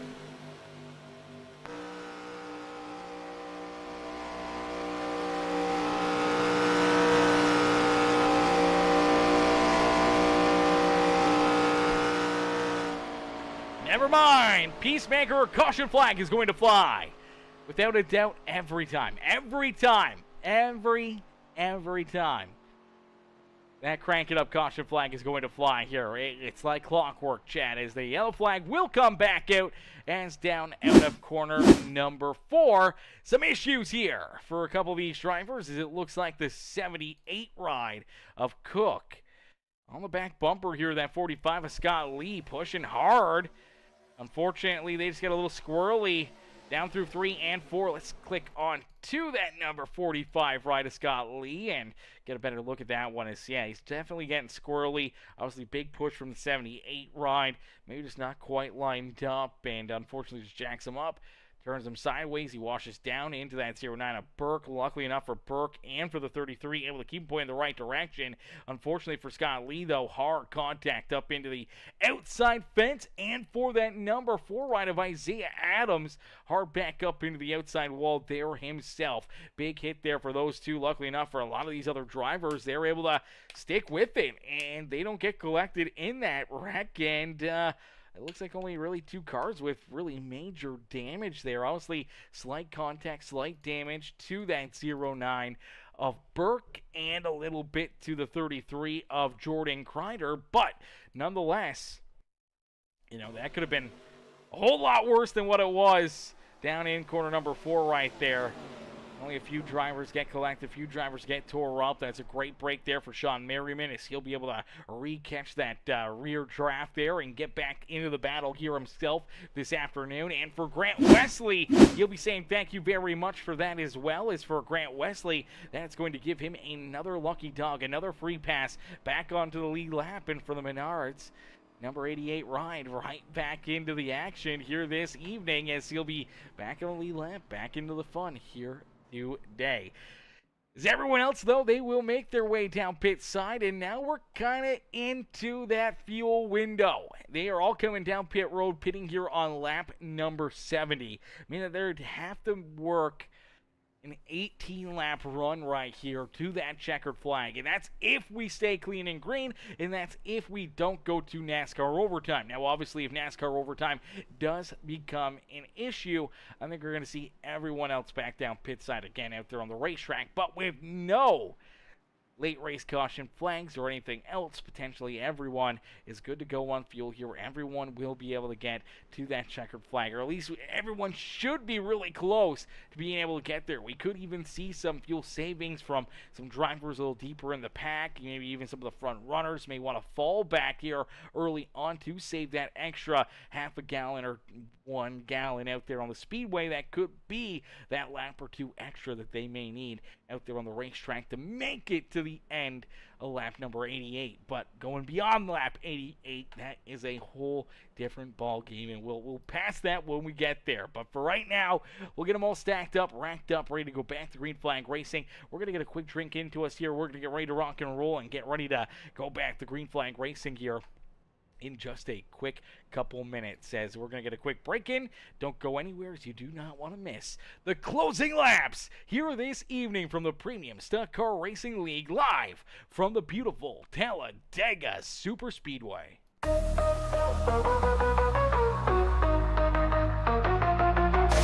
Engines roar, the night ignites, rubber burns under neon lights, chrome shining, stars align, dreams hit the track, now it's grind time. Wrapped tight, tailpipes glow, pit stop precision, gotta keep that flow. Crowds a jungle, hearts in the choke, lap by lap, adrenaline spoke. Speed kings, chasing that checkered crown. Under the moon, we don't slow down. Saturday nights, we ride, we fly. Premium league, we touch the sky. Pedal to metal, no brakes in sight. Racing forever in the glowing night.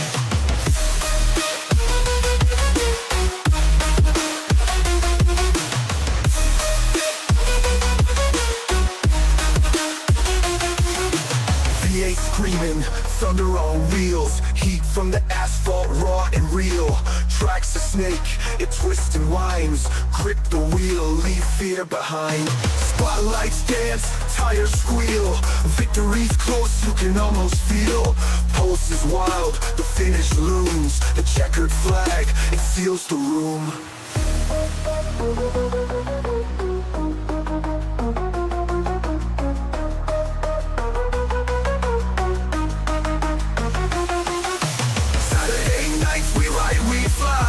Premium league, we touch the sky. Pedal to metal, no brakes in sight. Racing forever in the glowing night.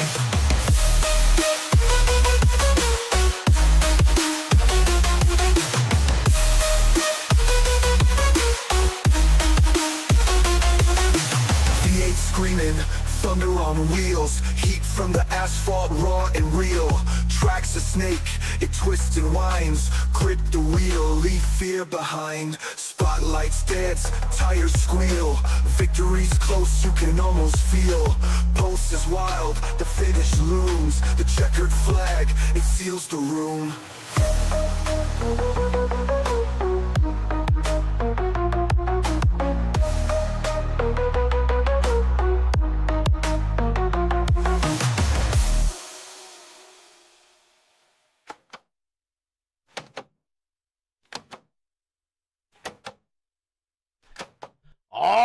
Alrighty, we're getting ready to go back to green flag racing here in this one as each and every one of these drivers ready to get back to battle, ready to duke it out here again this evening as we see the green flag fly. They will complete lap number 72 and it'll be 16 laps of racing action here this evening as we'll continue on with the Peacemaker Gaming Crank It Up and hoping to not see another Crank It Up caution flag here late in this race. But let's get the sights and sounds in here at Talladega.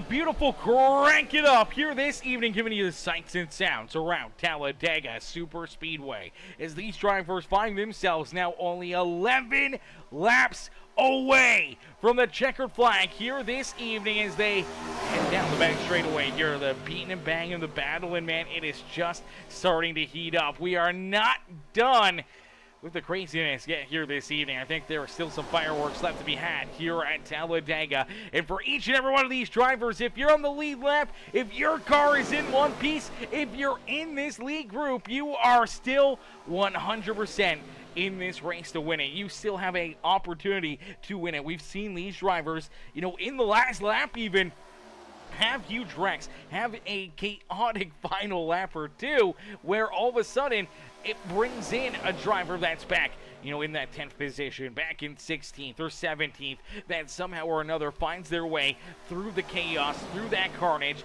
works themselves around all these other drivers, and finds victory lane. Heck, even a couple of these guys back there, like Scott Lee and Grant Wesley, who has lost that lead group. They're 5 seconds behind that lead group. If we see that white flag fly, and they start to wreck there, especially at the front of the field, there is definitely no doubt in my mind that we could see Scott Lee and Grant Wesley potentially jump up there and steal away the race win. If not the race win, maybe even still good solid top 5 run, top 3 potentially out there on the speedway, but nothing is out of the network here for any one of these drivers. Not out of reach and out of the realm to be able to get a good finish like that if you can just avoid potentially the late race carnage out there on the racetrack, and especially if it is on that final lap, because once we see that white flag, the checkered flag ends the next lap no matter what. So if we see the white flag fly here on lap number 88, well, starting lap number 88, for all these drivers, they know that no matter what, you got to keep your foot in the throttle. You got to keep on rolling out there on the racetrack. There is no hanging back. There is no holding back. You just got to keep your foot down to the pedal, to the metal, and keep yourself rolling as fast as you can out there on the racetrack to try to put yourself up and into the winner's circle. So I think for each and every one of these drivers, they know it. It's in the back of their mind. And we know that we've seen some tandem racing really work out well here in this race. So some of those late race moves, if teammates can start to get lined up together, as you do see Brookover and that 6th ride of Underwood, even though Underwood is multiple laps down here, still out there on the racetrack, still trying to help it. His teammate Brookover potentially try to find victory lane here this evening. And they get that outside lane rolling nicely, but right down to their inside. It is the Pony Express machine of Jordan Crider. Jordan! Rolling there in what is technically the top spot here. He is in that inside lane, what could be potentially the preferred lane out there on the speedway. He's got the 14 of Jack Fletcher right on his back bumper, but the outside lane finding that extra little bit of speed, that extra little bit of grip up there. And obviously for Brookover, he's been able to hold that 33 ride back there at bay and through the middle and obviously corner entry. The 33 gets back door to door with him. He just needs to kind of maybe move up the racetrack a little bit more, try to side draft ever so slightly off that 7 ride, try to slow that outside lane down just a little bit more, especially down these straightaways. But each and every one of these drivers, they know that the laps are clicking down. Their time to shine, the pay window, it is open, and they need to try to find their dancing partners and find their way to the front of the field. They want a chance or an opportunity to try and win this race here this evening as Brookover Crider still rolling 1 and 2 out there on the racetrack. Dustin Sleitler in position number 3 with the 09 of Wesley Burke. They're in position number 4. Jack Fletcher, Melvin Brengerer, John Sheen back in position number 7 now on the speedway. Has Brian Cook, his teammate, there to his outside. Another teammate right there on his back bumper. That is the 4 ride of Isaiah Adams rolling there in 9th. Sean Merriman rounds out our top 10, but you do see the outside lane really starting to get that extra edge here as these laps continue to click on, as they get closer and closer to that checkered flag. The outside groove is really starting to pull ahead here of that 33, and it seems like they're just getting no help down low, and all of a sudden they're down to only a 5-car pack there on that inside lane. All of a sudden 4 cars jump to that very high side here, and it seems like it's the Old Dodge Racing team. They all jump to that 3rd groove out there on the speedway. Who's going to go with them? Who's going to block them? Here we go. We see Burke and Brangruer jump up there. Oh, baby, big block out of Underwood and Brookover as they jump up into that third lane. Now there's more movement. Look out, contact back there at the rear of the field. Around goes a couple drivers. That was the 18 of Sean Merriman in the 30 ride, I do believe, of David Forst.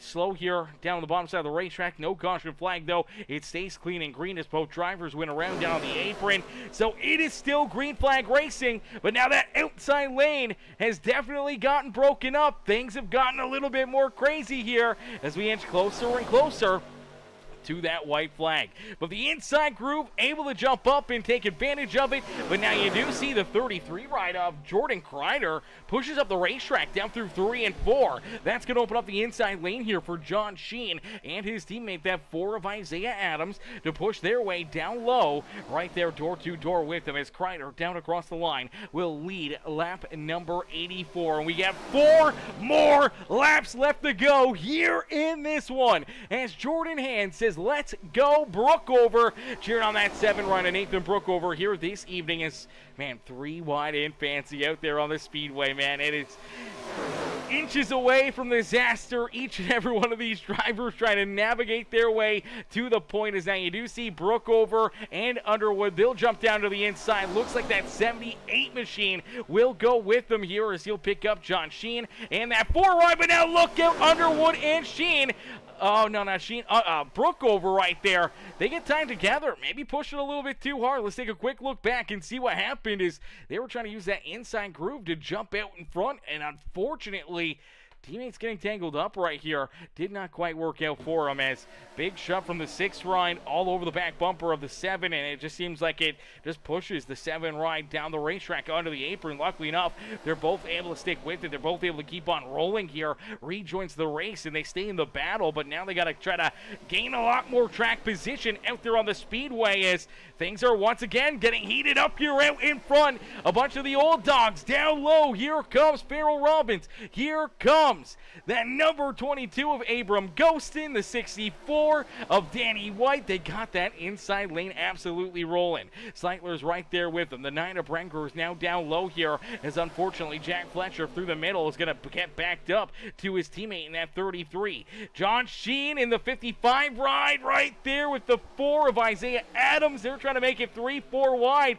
as they're trying to split the middle here underneath of Underwood and that 09 ride of Wesley Burke. They are 4 wide. I don't know if that's going to work out. There they go. Around goes Jordan Crider. Around goes the 4 of Isaiah Adams. And with only 2 laps left to go, we see the caution flag come back out.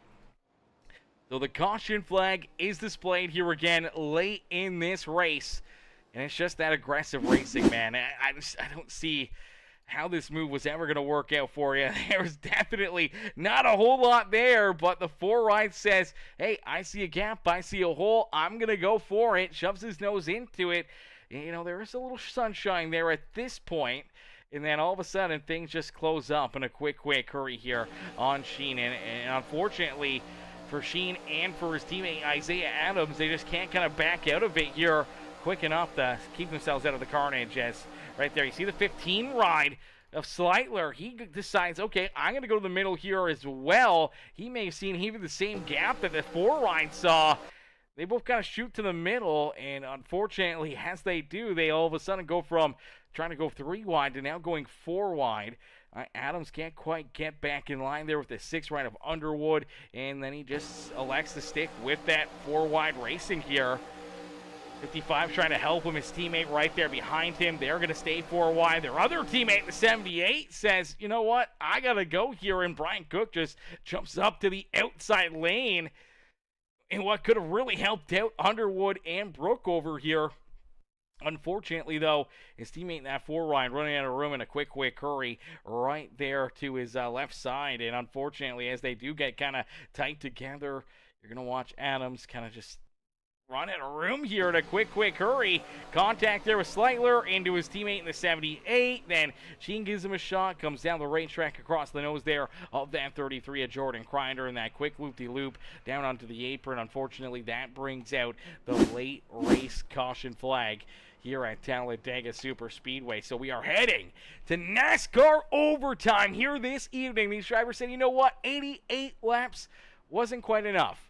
We want to do a few more here, and this may not be our only attempt at NASCAR overtime here this evening. We may have a couple more here late in this race that we'll have to wait and see, but we knew that fuel was going to be tight for all these drivers, and here they come back down pit side. So making these pit stops here late in this race, you got to know that you just need a splash of gas and go in here, man. I mean, it may be worth the risk to even just try to get enough fuel for, 2 maybe green-white checkers, maybe even just 1 green-white checkered, and hope that we don't go to a second one here this evening. You don't want to get too much fuel where you lose too much track position and fall too far back here. So we'll keep an eye on Farrell Robbins. Robbins is able to keep that race lead. Wesley Burke comes out in second. Brengerer back there in third. Danny White in fourth. Abram Gostin back in fifth, and then we do see Nathan Brookover, Jack Fletcher, William George there in eighth. Brian Cook will be back in ninth. Sleitler's there in 10th. Isaiah Adams in 11th with Jordan Crider, Grant Wesley, Jonathan Gaston, John Sheen, Scott Lee, and Sean Merriman going to round out our top 17 out there on the speedway, as they are all still on the lead lap here. 17 drivers still very much in the picture here to try to win this race. But for the Blue Chew, number 76 of Farrell Robbins, he'll be looking to try to get it done here in this one. He'll be looking to try to keep these guys back there at bay. But now it's decision time out there on the speedway. What do? Do you give potentially that 09 rider Wesley Burke a teammate to work with here on this restart, as he gets lane selection here? He can go with the bottom side or the high side here for this restart. If he chooses the bottom, he'll have Melvin Brengerer there on his back bumper, but that'll split up Wesley Burke. If he chooses the outside lane, he would have his own teammate in Danny White to his back bumper, but now you line up teammates on the inside with Burke and Brengerer. So what do you do? What is the decision to make out there on the racetrack on who you want to work with, who you want to go with out there on the speedway that could put you into a winning position here in this green-white checkered? It'll be definitely a game-time decision, and I think for a lot of these drivers, this caution flag and those pit stops really just broke you up with your teammates. You had your teammates right there with you. You guys were trying to get lined up. Everyone was trying to work together and push together late in this race to try to pick up, good finishes and maybe a win here this evening. Now all of a sudden, some are a little deeper in the field. Some of them are a little closer to the front. Some are mid-pack. Now you guys are all kind of broken up, and there's a handful of cars in between you and your teammate. Unfortunately, you may not have enough time or enough track position to navigate your way back up there to help them out here late in this race. So it'll be really, really interesting to see how these guys are able to play it off and who's going to be able to come out on top with that race lead. And it looks like for the restart, looks like Farrell Robbins is electing to use the inside groove here, so he decides, you know what, it's going to be better to kind of keep Wesley Burke and the 9 rider Brengerer broken up out there on the racetrack, but now they can kind of play a little strategy here on what they want to do. I think you just got to stick with it and hope maybe that the 64 ride can chew up and spit out that 09 and try to keep you and your teammate leading the charge in both lanes late in this race. And or you try to hope that he finds a hole in behind you, helps you out here, or just doesn't give enough helping hand to that outside lane late in it, man, as they do have a third teammate here for Farrell Robbins. Back there in that 5th position, the Ghost himself, Abram Gostin, rolling there in that 5th position. Will he be able to get lined up with his teammates? Will he be able to find Danny White or Farrell Robbins late in this race and try to help one of the old dogs racing rides into victory lane here this evening? Can we see one of the New Deal rides from a little deeper in the pack work their way up there? What about, Brian Cook or Isaiah Adams, John Sheen? Can they work their way back up there? The Great Lakes Sims number 50 ride of William George. He's got it here by himself this afternoon, so it'll be interesting to see who he's going to work with late in this race, or if he's just going to try to make some moves for himself to try to put himself up and into the winner's circle here this evening. It's going to be a lot of fun to see who's going to get it done here in this one, as we're about to find out. It's our first wave. Our first attempt at NASCAR overtime is underway here from Talladega Super Speedway. Robbins does get a great launch, great jump right there. Unfortunately, the outside lane just does not get going. Now there's already contact, and look out, Sleitler is around. Sleitler goes for a spin and a half down into corner number 1, down on the apron. Unfortunately, no caution flag. It stays clean and green, and for the 15 ride, that is going to put him deep in the pack here and away from the rest of the action out in front of this field. He's going to need a caution flag to try to get himself back into the battle here this evening, but as they head down the back straightaway and into corner number 3, you see the 4 ride of Isaiah Adams trying to get that third lane rolling. Unfortunately, not a whole lot of help there to his back bumper. John Sheen finally catches up to him here, tries to get that outside lane working, but we'll see if they can get something going as there's contact. Look out, squirrely down through and into that tri-oval, but back down and across the line. Our white flag is displayed. So the white flag is out, and here we go. Isaiah Adams in the outside lane finding a big run as the New Deal team gets lined up in the outside groove. Brian Cook's right there to help him. You do see Underwood. He's jumped up there. He tried to go 4 wide. Did not work out there for him, but it works out nicely here as Isaiah Adams and John Sheen push their way to the point here this afternoon, but now they get broken up. And split in the middle goes that 14 of Jack Fletcher. Fletcher splits him up, shoots to the middle. All of a sudden, though, the 4 ride gets picked up by another teammate. Here comes Cook to his back bumper. Now a big move for the 14 back down to the inside. Here comes the 88 right of Wesley, giving Fletcher a big shove down through that tri-oval. It's a drag race back to the start-finish line, but nobody will catch the Canadian badass. It is Jack Fletcher who picks up the checkered flag here at Talladega. Fletcher gets it done and parks himself up and into victory lane, man. What a couple big moves there for Fletcher late in this race. Burke somehow comes home with second. Isaiah Adams there in third. Grant, Wesley, William George will round out our top 5 as they decided to wreck everybody there after the checkered flag. That was definitely bound to happen, but let's take a look back here. Let's go for a lap or two around here on this final lap, because there was a lot to see, a lot to break down out there on the racetrack. As there was a ton of things that happened here, a lot of issues, a lot of drivers that all of a sudden kind of came out of nowhere. They're 3 wide here, down and across the start-finish line, picking up the white flag. The outside groove just gets formed so quickly, and with that kind of 2-car tandem, now 3-car tandem, as the New Deal racing team kind of gets lined up, all of a sudden, you do see that 6 of Underwood decides to kind of break up that party. He says, you know what, I want to stick here with them, even though he's multiple laps down. Decides to go 4 wide right here. Jumps up to the outside of the 78, ends up putting himself into the outside fence. That unfortunately slows him down and kind of pushes him back there deeper into the field. But all of a sudden, the 55, the 4 ride, they clear both the inside lanes right here, midway down that beautiful Talladega back straightaway here. And all of a sudden, the 14 ride sees a gap. I don't even know how he saw this. I don't know how Fletcher even thought about going into the middle here. Let's see if we can get a good look here at Fletcher. It's all of a sudden big shove to his back bumper and just sees a hole, shoots to it, able to squeeze through there. They do get tight together. Him and the 4 ride right there. They get a little tangled up here, a little bit of contact, and unfortunately here, as that kind of happens, there's some more issues. You see the 09 and the 76 get tied together.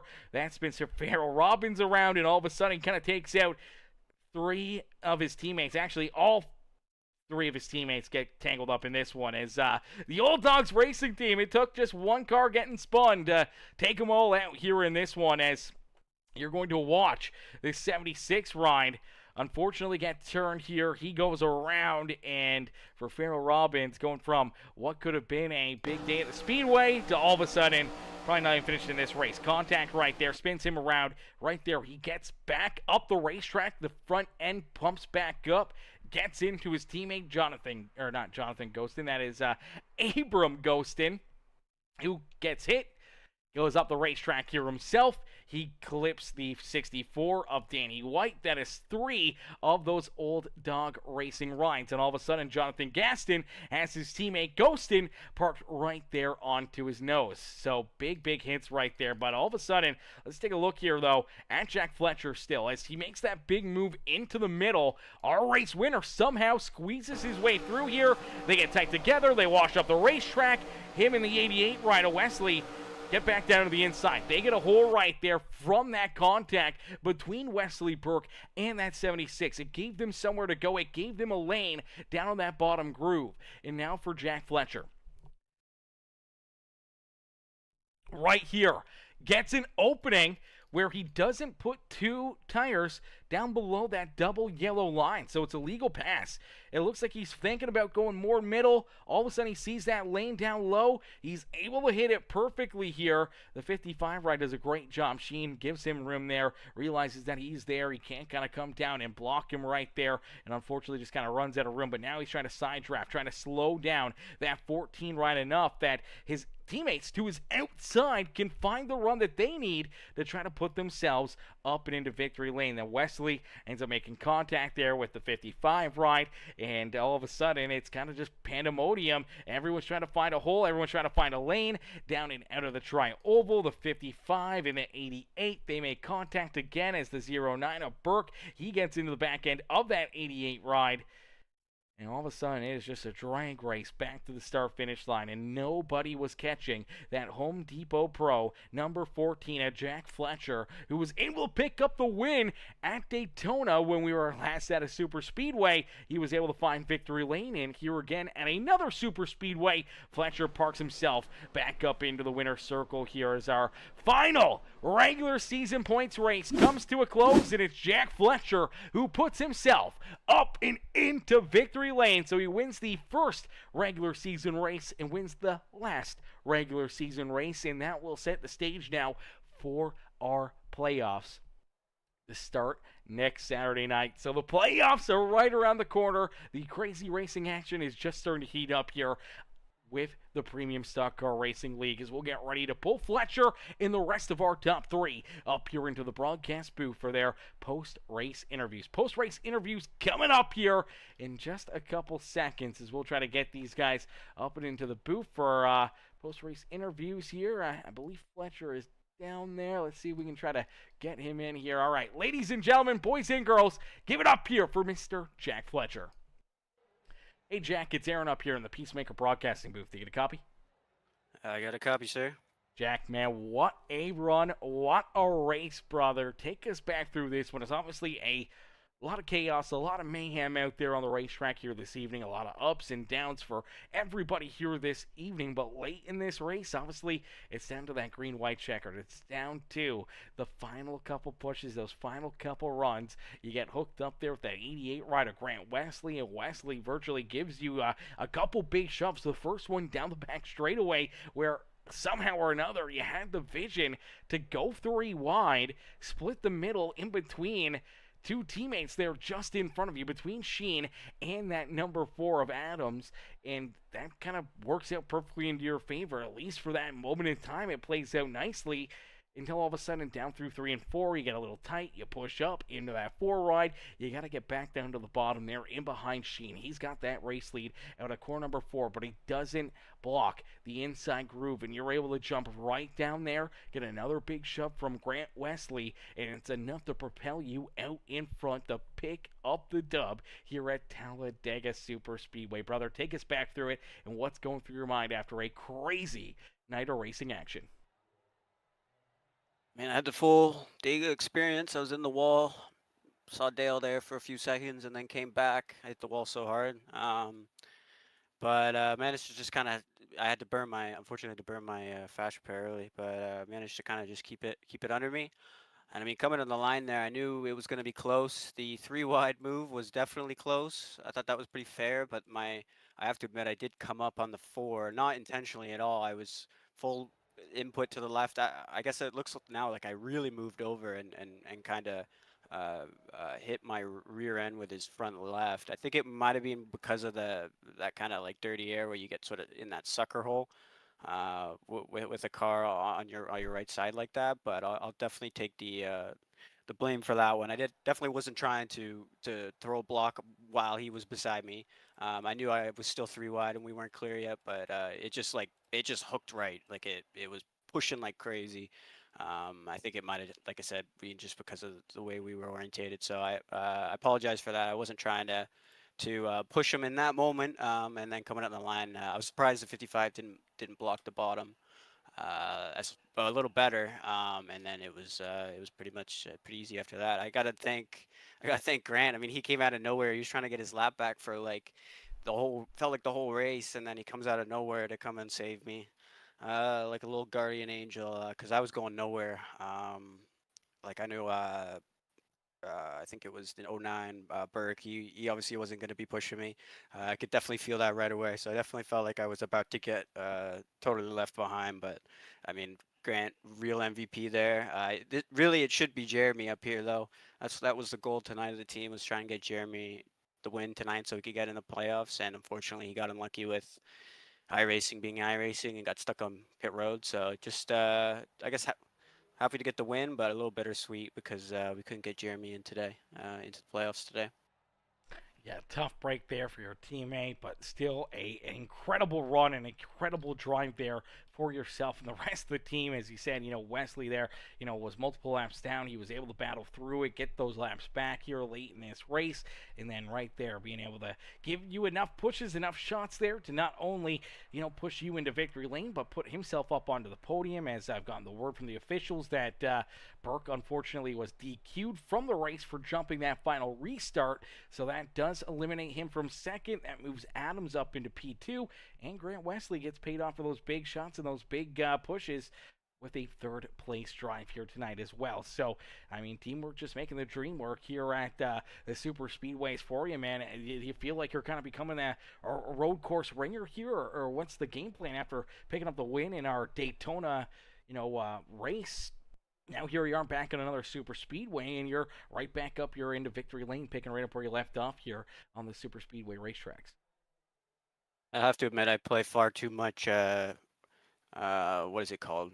Not the Carburetor Cup, the one that's ranked. The name is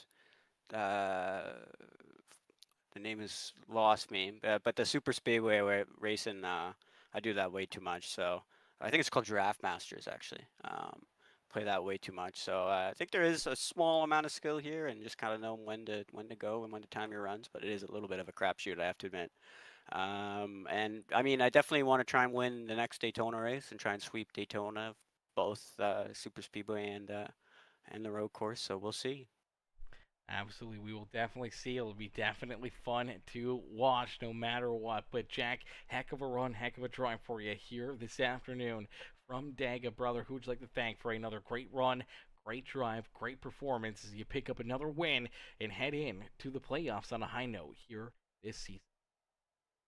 I mean, just huge thank you to the team, everybody. I mean, obviously Grant there at the end. Unfortunately for Jeremy, we couldn't get him in there, but he was strong. He was playing a big role at the beginning there. And then even Josh, he was in the call with us, even though he was parked for the weekend. He was still doing a lot, letting us know when runs were coming, especially at the end there. It was really, really important. So thank you to him, and thank you to Brian for all he does running the league, and thank you to you, sir, for giving me something to watch. I'll probably watch it tonight because I'm not working tomorrow. So. Well, brother, hopefully you enjoy it. Hopefully you, don't have too much fun, especially when you get to watch yourself making these big moves late in the race and navigating your way up here into victory lane. Jack and Grant's on the dub, man. We can't wait to see you back out there on the racetrack again next Saturday night for our first playoff race of the season. Thank you, sir. Take it easy, brother. You as well. Enjoy the rest of your night. Alrighty, ladies and gentlemen, boys and girls, give it up there for our race winner, Mr. Jack Fletcher. Fletcher picks up the dub and pulls that number 14 ride back up and into victory lane here on the season, as our playoff drivers have been announced here. If you're watching the comment section over there on YouTube, it is Jack Fletcher is our first playoff driver in, as he was able to pick up the dub back there in Daytona, and obviously here tonight at Talladega. 14 ride has picked up a few wins now on the season, but Fletcher gets it done here in this one, and he is in our playoffs. Brian Underwood, Brandon Holder, Sean Merriman, Jonathan Gaston, Wesley Burke, Josh Crider, Grant Wesley, Danny White, Jonathan Elardo, Melvin Branguer, and Nathan Brookover, all a part of our playoffs here this season with the Premium Stock Car Racing League. I do believe that is 1, 2, 3, 4, 5, 6, 7, 8, 9, 10, 11, 12. 12 drivers into our playoffs here this year, and it's going to be another fun season, man. Obviously, it's been a great regular season, but playoff season, man, the intensity just ramps up to another level. Things just get that much tighter, that much more fun, man, and it becomes just an incredible, battle each and every single week, not just for the race win, but for those extra point or two that those stage points. Everything just becomes so much more important, and for these playoff drivers, they're going to be digging and they're going to be battling for every single inch they can, right from the drop of the green flag down to the checkered flag, for every single playoff race. As we'll get ready now to pull in our second place finisher here this evening. After a DQ to Wesley Burke, our second place finisher is Isaiah Adams. Let's get Isaiah up here into the booth. Hey Isaiah, it's Aaron up here in the Peacemaker Broadcasting booth. You get a copy? What's up, buddy? Not much, man. Great run, great drive for yourself here this evening, brother. The 4 ride hooked up here, and obviously out of the get-go kind of got tied up in a few issues, got turned around and tied up in a few of these caution flags there. We saw you, fairly damaged, a lot of front-end contact there for that 4 ride for majority of this race, but you get it slowly but surely fixed up and cleaned up here, and then late in this race you get tied up into some more of that action, but man, down in coming to that white flag, you and your teammate Sheen get hooked up on the outside groove. You guys push yourselves up to the front of the field there with Cook right there with you, kind of getting that 3-car tandem rolling in that third lane, and it looks like it's going to work out perfectly for you as you head down the back straightaway, and you're able to jump down, clear Fletcher, able to clear the inside lane. But all of a sudden, as you two kind of get a little broken up, you and Sheen, the 14 ride sees, I don't know how he saw it, but right there on a split instant with a big run coming off the back bumper. Obviously Grant Wesley was right there pushing him through it, but he's able to split you two. And then all of a sudden, it just creates this pandemonium down through 3 and out of 4. He's able to take another big run and through that tri-oval, just able to drag race you back down to the line and able to steal this win away from you and Sheen here this afternoon, man. Take us kind of back through this race and obviously through that final laps there and the craziness that happened here at Talladega for yourself. Yeah, man, this is one crazy race. It seems like everything that could have went wrong at the start of the race. I think it was like lap 18. I got in a wreck and lost the whole front clip, and somehow I managed to stay up towards the front, even with that heavy damage on the front. A lot thanks to David for keeping me in the draft and everything, keeping up with everybody. Yeah, going back to that last lap there, obviously got to thank John and Brian for, I think we started back in like 12th or 13th, and we got that big run coming to the front. And John wanted me to follow him down low, but we just I couldn't come down there. He barely was on my quarter there, and who was it? Was it Jake that made that crazy move? Yeah, Jack. Hey, that was one heck of a move from Jack. And coming into 3 there, I was trying my best not to hook him there, and we kind of got into it a little bit. I thought we was done, but somehow we straightened it back out, and Brian got hooked up to me again. I thought for sure we was going to get it, but we felt a little short this race, but that was a great run for Jack.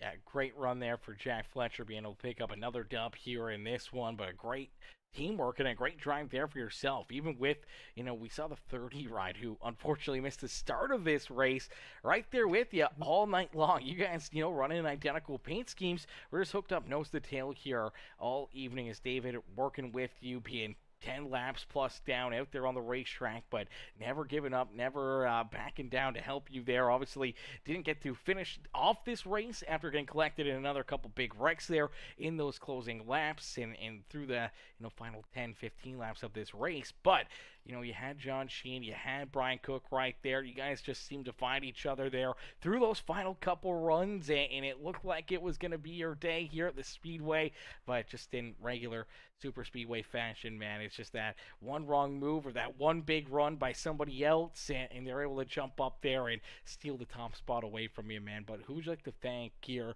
for obviously a strong run and a strong performance as you park this 4 ride up and on the podium in position number 2 here this evening? Well, I'm more of a dirt guy, so I obviously got to thank David, my brother Willie, for helping me out in this asphalt and getting used to all of it. And got to thank Brian and John for pushing me to the front there. And shout out to my dad in there watching. Yeah, absolutely. Well, I mean, hey, that is my bread and butter there, going to the dirt track, man. That's where we grew up. That's where we started here in broadcasting. So, I mean, I know that it's very, very difficult to go from dirt track racing to asphalt. I mean, asphalt's to get to the racetrack. Dirt's to race on. How do you have to, try to game plan and try to get yourself focused in for, races that you may not be, as up to par with or is in tune with when it comes to a super speedway compared to just a mile and a half, and it's so much different compared to going into a dirt late model and hitting up Eldor or something. Right, yeah, like you were saying, this completely different worlds. Dirt, you're sideways the whole time, a lot of throttle control and keeping the car straight as possible. You come to asphalt and it's just sticking. You got to worry about the air and tire wear and all that good stuff. But I kind of just listen to what Willie and David tell me and just do what they tell me to do, and it usually works out pretty good for me. Yeah, well, obviously it worked out pretty well here tonight as you park it up here in second. Isaiah, congratulations on the great run, man, and hopefully many more good finishes for you like that throughout the rest of the season and into many more seasons here with the Premium Stock Car Racing League. But congrats on the second place run. Hopefully right back up here in the broadcast booth again next Saturday night, maybe one spot better and up into victory lane yourself. Do you know what track we're at next week? Let me take a look here real quick. Figure that out. Let's see. Race schedule. Looks like we are at Texas. All right, that should be a fun one. Yeah, I like Texas. So I might get me into the top 3. But I appreciate it, buddy. All righty, we look forward to it, brother. Enjoy the rest of your night. Thank you, buddy.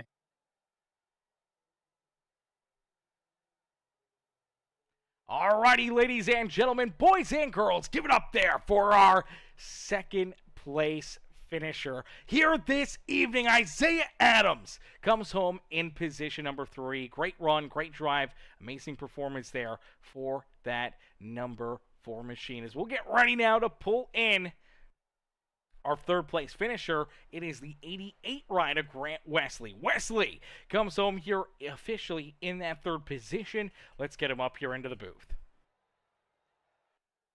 Hey Grant, it's Aaron up here in the Peacemaker Broadcasting booth. To get a copy? I got you.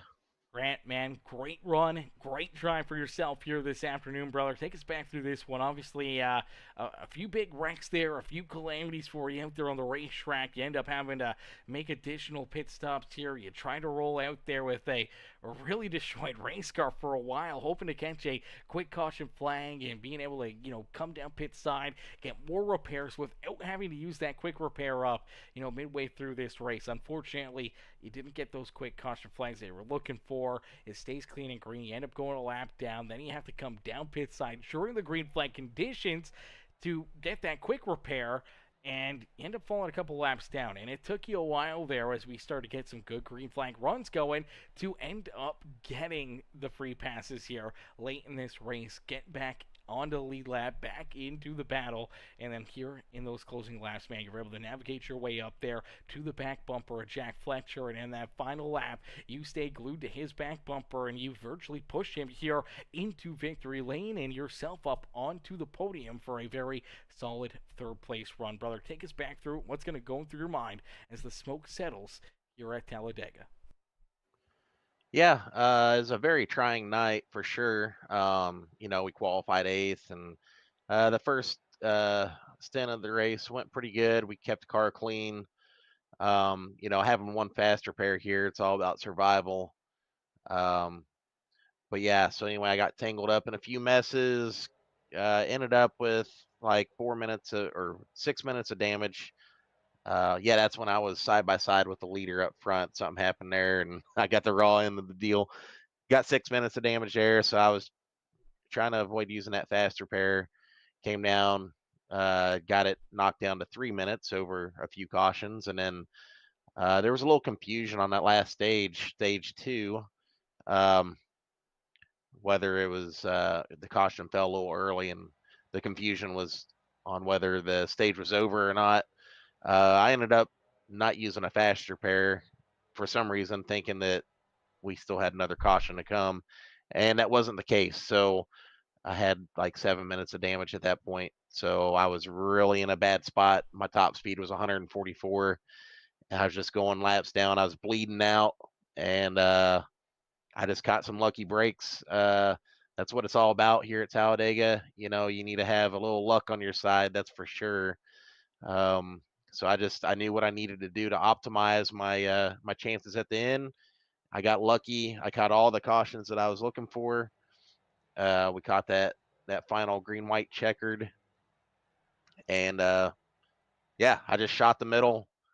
Jack Fletcher, he's my teammate. That's the car I was looking for. I knew I could stick with him, and that we could work up, to the front of the field, and that's what happened. He found the holes, and I did the pushing. So, yeah, congrats to Jack on the win. My heart goes out to Jeremy Jeffries, another teammate of ours with Rubbered Up Motorsports. He had some issues on pit road, a little glitch in the game, or an issue there, so he wasn't able to race this one out. But yeah, congrats to Jack. Yeah, huge congrats there to our race winner. Huge upset there for Jeffries not being able to compete here for the rest of this race after having that issue. But man, you guys put on a show late in this race, man. You talked about finding those holes late in this one, man. I don't know if you went back and watched that last lap, because Fletcher was definitely finding some holes that really weren't there until about the last second or two. So I don't know if he just has a little bit of a premonition there. I don't know if he saw this feature event finish off beforehand. I don't know how he knew that they were going to open up like that, but they did, and he finds the gap that he needed to, and it works out perfectly for him and the team, and obviously for yourself to come home here with a very solid third place run. Yeah, yeah, I'm kind of a dirt guy, mostly, so the super speedway stuff is still kind of new. Whenever I got the Jack, I wanted to push him, but I didn't want to push him through somebody, so it was real sketchy. The last lap, I wasn't really sure, because those guys were moving around so much. At one point, I was sure he had an open lane in front of him, but then I seen the third lane guys moving around, and I thought maybe there's a car in front of him going into 3. And yeah, sure enough, man, he shot the middle. So, yeah, he did an awesome job finding those holes, that's for sure. Absolutely. He did an awesome job pushing them right on through there and up and into victory lane. Grant, who would you like to thank, though, for such a great run and great drive here this evening, and a great rebound race for what could have been a early day done here for the 88 ride. You're able to salvage it with a top 3 performance out there on the racetrack. Yeah, man, I'm so pumped. I've been knocking on the door of a podium finish with these guys here for a while. Really, I've got a lot of 4th place finishes. So yeah, I'm just excited to finally get on the podium. Obviously, Josh Crider, thank him first and foremost. I mean, he kind of, as soon as I joined the league, he just said, "Hey, come on over to Rubbered Up Motorsports," and he's been doing a great job with the league, and put me with a good group of people. So I'd like to thank him and Brian Underwood. I know they put in a lot of work here doing this admin thing. I mean, look at their Discord; it's freaking loaded up, and it really shows the work that they put into this. So yeah, thanks to those guys. Peacemaker Gaming, man, I love your broadcasts. I think I've ran a few dirt races with you in a hosted session, maybe. I love listening to it. You're awesome. yeah, and I'd just like to thank my friends and family for watching, and congratulations once again to Jack on the win. Absolutely, brother. Well, Grant, heck of a run, heck of a drive here this evening at Talladega Super Speedway, man. And now, obviously, heading into the playoffs. You're in on the playoffs here, so you know, a little bit of momentum being built up for yourself and the team heading into that first round of our playoffs. As we head to Texas next Saturday night, how you feeling going into that first playoff race? Yeah, I'm not 100% sure what the reset's going to look like. I don't think I got too many championship points in my corner, but um, yeah, I'm ready for the chase. There's some good tracks heading my way. We're going to give it 100% and see what we can make of it. Absolutely. Well, we look forward to seeing how it all works out for you and the team going into the first round of our playoffs next Saturday night. And hopefully we'll maybe see you right back up here in the broadcast booth, maybe a couple spots better and up into victory lane yourself there at Texas. Grant, congrats again, though, on a great third-place run here at Talladega Super Speedway. And we can't wait to see you back out there again next week. All right, thanks, man. Alrighty, ladies and gentlemen, boys and girls, give it up there for our third place finisher. Grant Wesley as Wesley comes home in position number 3. Very solid run, great drive, an amazing performance there for all these drivers, man. That was a heck of a show, heck of a race all night long, man. These guys put on a amazing event for us, man.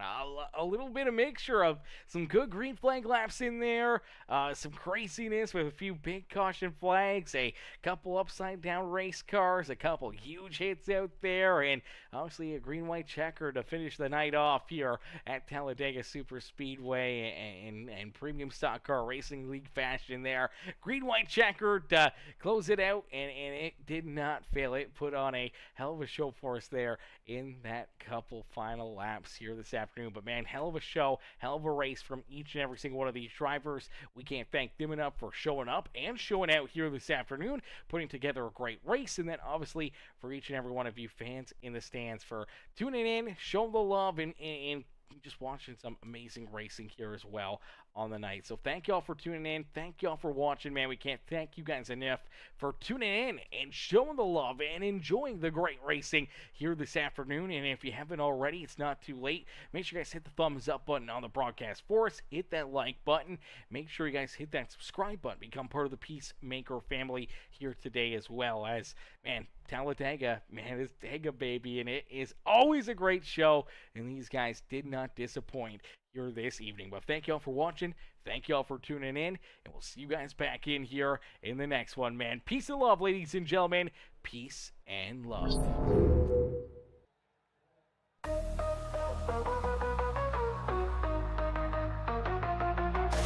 Engines roar, the night ignites, rubber burns under neon lights, chrome shining, stars align, dreams hit the track, now it's grind time.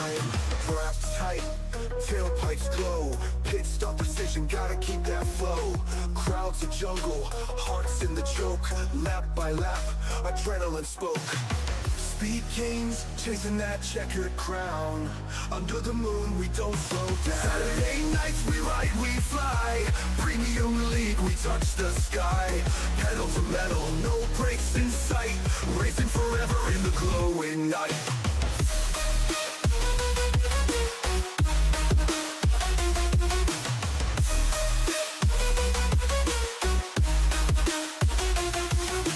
V8 screaming, thunder on wheels, heat from the asphalt raw and real. Tracks a snake, it twists and winds, grip the wheel, leave fear behind. Spotlights dance, tires squeal, victory's close, you can almost feel. Pulse is wild, the finish looms, the checkered flag, it seals the room.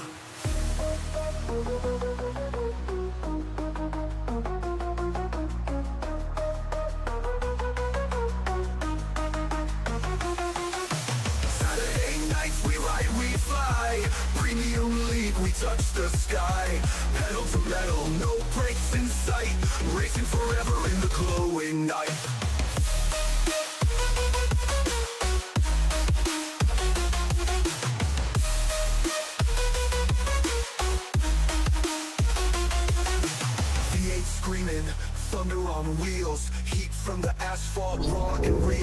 Track's a snake, it twists and winds. Grip the wheel, leave fear behind. Spotlights dance, tires squeal.